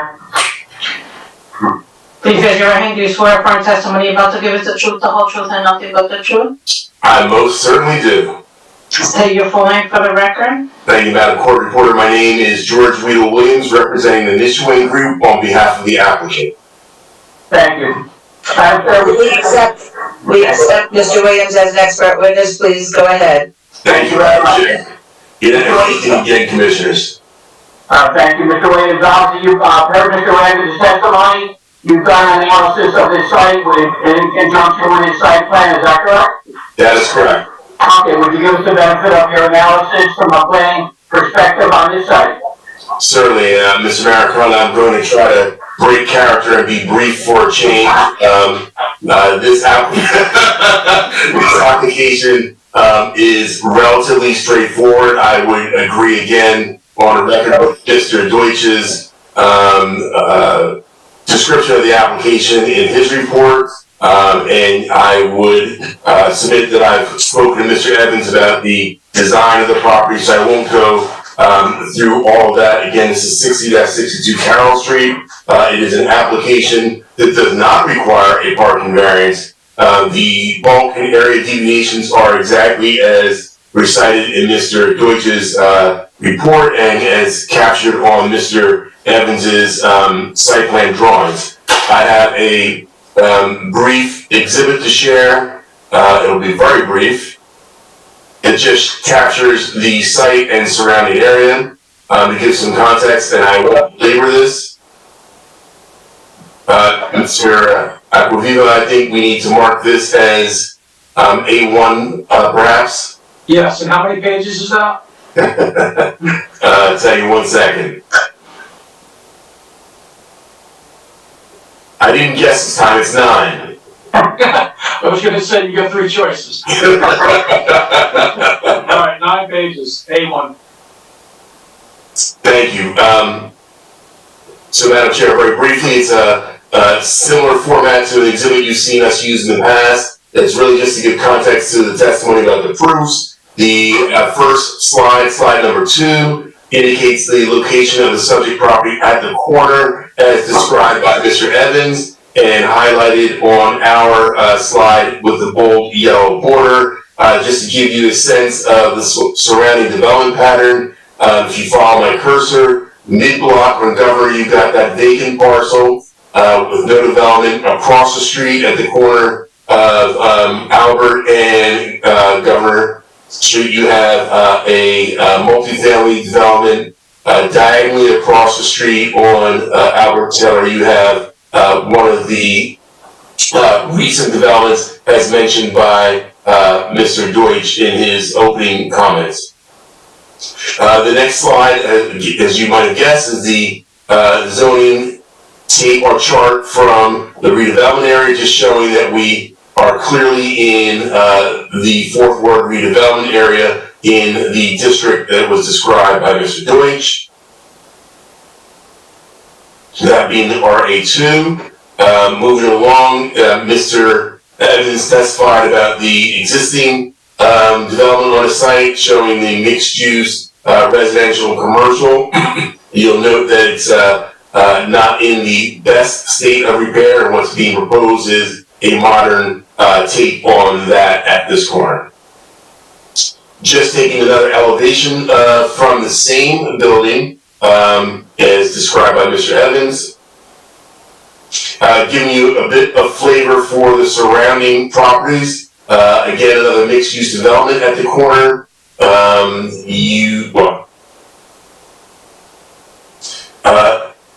Slide number 7, photo number 4 shows a 2-story building at 61 Carroll, occupied by concerned parents, a nonprofit. And this has kind of a minimalist approach to the front facade with a lack of fenestration, light and air. Slide number 8, photo number 5, shows another multifamily development side by side in the immediate vicinity at 43-45 and 47-49 Carroll Street. one with 13 units, the other with 16 dwelling units. And then at the last slide, slide number 9, photo number 6, the Rising Dove Senior Housing development at 67 Carroll Street with 49 dwelling units. So again, not atypical for Paterson. You see a varied land development pattern with a variety of land uses ranging from fairly dense multifamily dwellings to mixed-use dwellings. Going on to the proofs, again, no parking variance required for this one. They are what I would say merely bulk and area deviations. I shouldn't say merely. They are bulk and area deviations. As with the prior application, I'm going to submit to this board that the appropriate context would be the C2 or flexible C variance, where you can look at the benefits outweigh the detriments. I'm also going to submit to this board that given the land development pattern in the surrounding area, that it is appropriate to look at all of the bulk and area deviations as an aggregate, and because if taken as a whole, the board approves this application, it provides for a better overall development at this site. But once again, C2 variances must be granted in the purposes of zoning. This is certainly grounded in subsection A, which is, as you know, the catch-all purpose of zoning to improve health, safety, welfare, and in this case, replacing a suboptimal development with a modern facility that meets the needs both of the commercial aspect of the community, but quality housing would further those objectives, as well as the objectives of the redevelopment plan, which is to stimulate the economy, provide quality housing, and to remove properties that are in disrepair. Subsection I, similar to the last application, is to promote a desirable visual environment through creative development and good civic technique. I won't belabor this point, simply to say that the design team through Matt Evans' shop has focused on providing a development that will represent a marked improvement over what exists now. And he talked through all the design aspects and the aesthetic improvements of his proposed development for this site. In my professional opinion, if you look at the C2 context for benefits versus detriments, I would submit to this board that clearly the benefits of granting these minor deviations far outweigh any detriments. In point of fact, removing a property that is, again, suboptimal and providing the development on the site with similar setbacks, by the way, that will be modern and far more aesthetically pleasing. So for all those reasons, in my professional opinion, this one is a straightforward, better zoning alternative than a strict application of your code, particularly given the land development pattern in the area, the existing development on the site, and the purposes of your redevelopment plan. I know you're shocked, but I'm done. Alrighty then. Okay, so, Mr. Maraconda, would you like to call, Mr. Reed, and then, I'll open the questions to the public and to the commissioners. Madam Chair, I'm looking for Mr. Reed. I'm not quite sure if he's back up on the screen. I might have to ask you to defer his testimony until the questioning is over. All right, well, maybe there'll be questions that can be answered by someone else, so let's move on then. Okay, so I'm going to move it to the public at this time. And so if there's anyone in the public, okay, who has any questions, okay, of either Mr. Evans or Mr. Williams, okay, please call in at 973-321-1579, and the meeting ID number is 711-680-001. And I will stipulate right now that this is for questions of those two gentlemen only. Questions. If you have comments, save them for the end, but these are direct questions to these two gentlemen. I will allow 2 minutes for call-ins and 3 minutes for questions only. Thank you.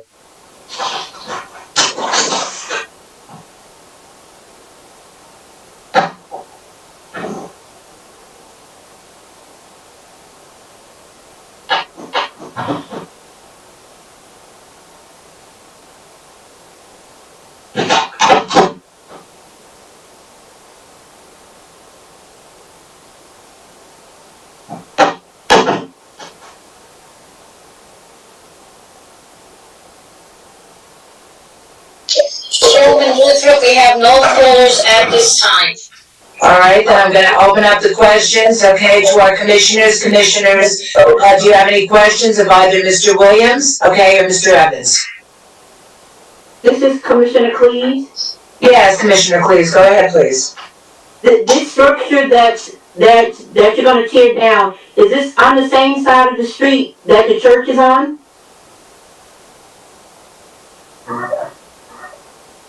I believe what, the church is adjacent on the Carroll Street side?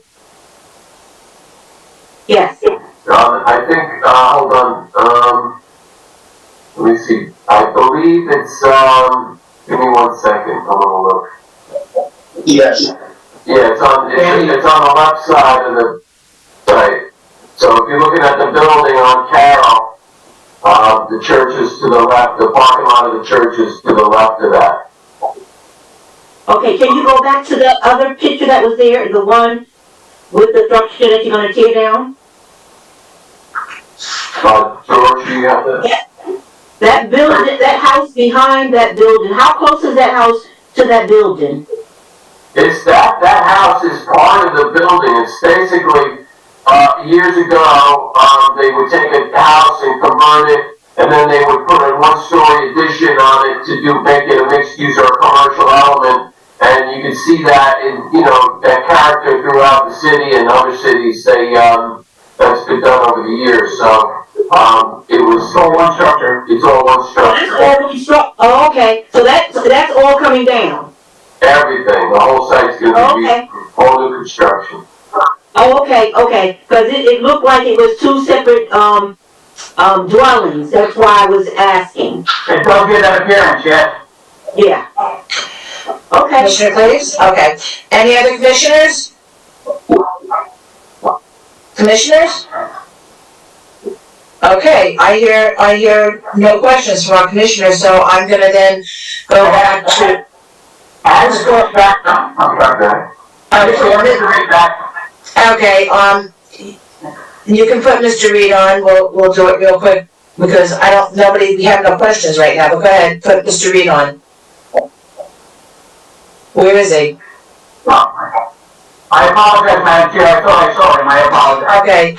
Okay, we don't see him, I don't hear him, so we'll forget okay. I'm assuming that none of the commissioners have any questions that can't be answered by either Matt Evans or, George, Williams. Okay, so you continue, Chairwoman, I do see his name there. Mr. Reed, are you there, sir?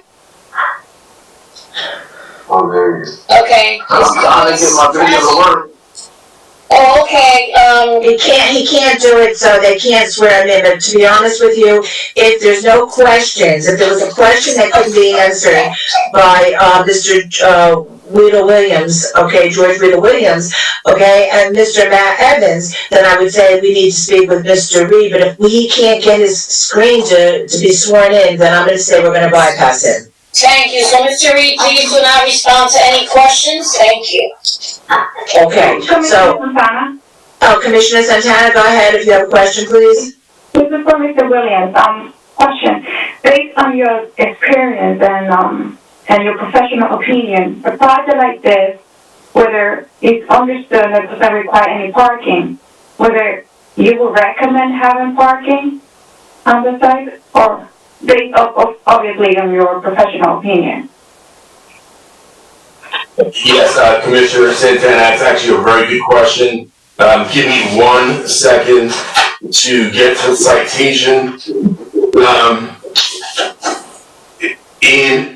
In urban areas, it is not uncommon to have the clause that's in your fourth ward redevelopment plan that prohibits parking for lots that are less than 50 feet. And that's really the distinction, and we see that in my practice in numerous urban areas, whether it's Newark, East Orange, Irvington, Hoboken, where the lot is so narrow that adding curb cuts and driveways actually takes away from the neighborhood character. So again, a very traditional zoning practice, and so I would have to answer your question by saying, given your code and the lot dimension, it makes sense to not require parking. Thank you. Okay. You're welcome. Any other questions from the commissioners? Okay, hearing none, then I'm gonna talk to Mr. Mariconda. Mr. Mariconda, would you please summarize then? Yeah, thank you again, Madam Chair. Again, I think Mr. Evans and Mr. Williams have effectively covered the essence of the application. This is a site, a corner lot in the RA2 section of the 4th Ward, which clearly is in need of rehabilitation, and it provides the opportunity for a small service business, residential units that will be suited for housing that is clearly needed. This is a substantial upgrade, and the variances are very minimal in this case. We'd ask for a motion for approval. Thank you. Okay, thank you. Would any commissioner like to make a motion on this application? Okay, I'm gonna make the motion. On the application of JCM Investors 1012 LLC 60-62 Carroll Street, Block 3603, Lot 17, I move that the board attorney prepare resolutions, okay, granting, bear with me. Again, I don't have it, so I'm sorry. I don't have the approvals of what it's requiring. Can someone please help? It is requiring site plan approval, both various city engineer and HEB soil conservation. Okay, thank you very much. Okay, and, do I have a second? I second. Is that Commissioner Cleaves? Yes, it is. Okay, thank you. Okay, roll call, please. Commissioners, Commissioner Ahmed, Yes. Commissioner Cleaves. Yes. Thank you, Commissioner Santana. Yes. Councilman Kalik. Yes. And Chairwoman Northup. Yes, thank you. This application has been granted. Thank you. Thank you, Commissioner. Thank you, everyone. Be safe, going home, and have a good evening. The rest of the commissioners, please sit tight. We have to go over a few resolutions real quickly. So I'm gonna ask Mr. Acquaviva to begin with the resolution approvals. Okay, give me 1 second, I just have to get them in front of me. Okay? I'm listening if you need any help, Mr. Acquaviva. I appreciate that, but I believe I have them in front of me now. Great, thank you. On the application of New York Limited Partnership doing business as Verizon Wireless for the property located at 67-85 Hamilton Avenue, 70-92 Hamilton Avenue, and 85-87 Fair Street, Block 3708, lots 2, 3, and 4. The property being located in the R3 high-medium density residential zone. The applicant sought conditional approval, site plan approval on both variances to place rooftop wireless communications antenna and other equipment on a new platform on the roof of an existing 4-story commercial building. The board considered and approved this matter at its December 6, 2020 special meeting. Do I have a motion? The following commissioners can vote. They are as follows: Commissioner Ahmed, Commissioner Cleaves, Commissioner Santana, and Chairwoman Northup. Is there a first motion? So moved. So move, Commissioner Santana? Chairwoman, Commissioner Ahmed, Yeah. seconded by Commissioner Santana, Chairwoman. May I call the vote?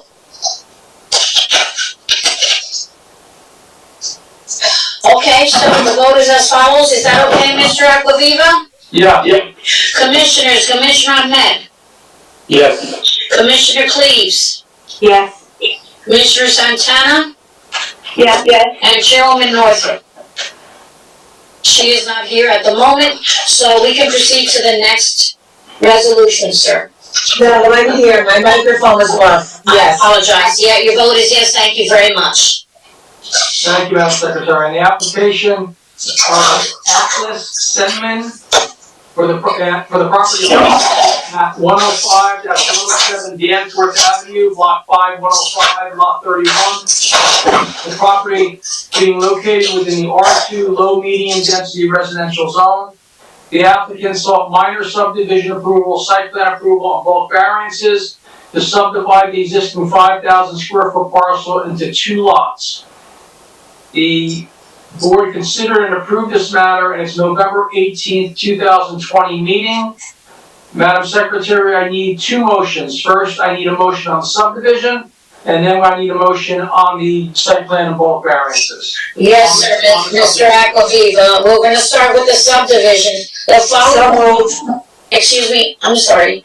Oh, I'm sorry, I didn't hear you. The following commissioners can vote. Commissioner Cleaves, Commissioner Santana, and Chairwoman Northrup. You need a first motion. Yep, so moved. Thank you. I didn't hear who seconded, I didn't hear it. Commissioner Cleaves. Okay, Commissioner Cleaves seconded, roll call? Commissioners, Commissioner Cleaves, Yes. Commissioner Santana, Yes. and Chairwoman Northrup. Now we will go to bulk and site plan. The following commissioners can vote. Commissioner Cleaves and Chairwoman Northrup. You need a first and second motion. I make a motion. Second. Seconded by Commissioner Cleaves. Commissioners, Commissioner Cleaves, Yes. and Chairwoman Northrup. Yeah. Thank you. On the application of Eddie Mohammed for the property located at 312-314 Getty Avenue, block 6708, lot 3. The property being located in the R3 high medium density residential district.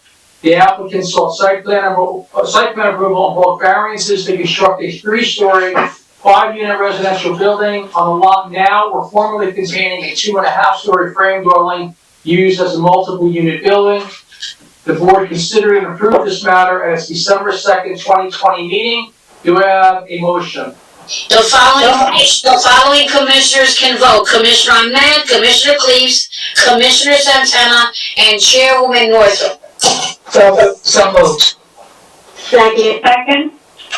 I heard second by Commissioner Cleaves, roll call please. Thank you. Commissioners, Commissioner Ahmed, Yes. Commissioner Cleaves, Yes. Commissioner Santana, Yes. and Chairwoman Northrup. Thank you. Yes. Okay, on the application of J&J Real Estate Ventures LLC for the property located at 261 Marshall Street, lot 5503, lot 9. The property being located in the mixed-use business district of the Area 11 redevelopment plan. The planning board considered and approved this meeting at this application. It's October 15th, 2020 regular meeting. Do I have a motion? So moved. Following commissioners, I apologize, Chairwoman Northrup, I don't mean to interject or cut you off. The commissioners that can vote are Commissioner Cleaves, Santana, and Chairwoman Northrup. So moved. Second. Second by Commissioner Cleaves, roll call please. Commissioners, Commissioner Cleaves, Yes. Commissioner Santana, Yes. and Chairwoman Northrup. Yes. Thank you. And lastly, on the application of Tetra LLC for the property located at 22-23 Market Street, lot 4702, lot 2. The property being located within the Great Falls Historic District. The applicant sought site plan approval on both variances to convert the existing second floor of a 2-story building that was formerly used as a medical office into 5 residential units, including 1 studio unit and 4 one-bedroom apartments. The board considered and approved this application at its November 18, 2020 regular meeting. Do I have a motion? The following commissioners can vote. Commissioner Cleaves, Commissioner Santana, and Chairwoman Northrup. So moved. Second. Second by Commissioner Cleaves. I heard, Santana, I guess it's just a delayed reaction. I heard Commissioner Cleaves. Roll call please. Thank you, Chairwoman Northrup. Commissioners, Commissioner Cleaves, Yes. Commissioner Santana, Yes. and Chairwoman Northrup. Thank you. Yes. Now, before I close this meeting, that was the last one, Mr. Aquaviva? Yes. Yes. Okay, all right, before I close this meeting, I just want to make sure that our next scheduled, planning board meeting would be February 3rd, is that correct? February 1st, we have a special meeting. Oh, I didn't know that. Wait, hold on, let me just, February 1st? Yes, you have not received it. I will send it to you tomorrow to all the commissioners. Okay, February 1st, special meeting, okay. See everybody then? Okay, be well, everybody, stay safe. Everyone. And I make a motion to close, all in favor, aye. Aye. Aye, okay, thank you, good night, everybody. Good night.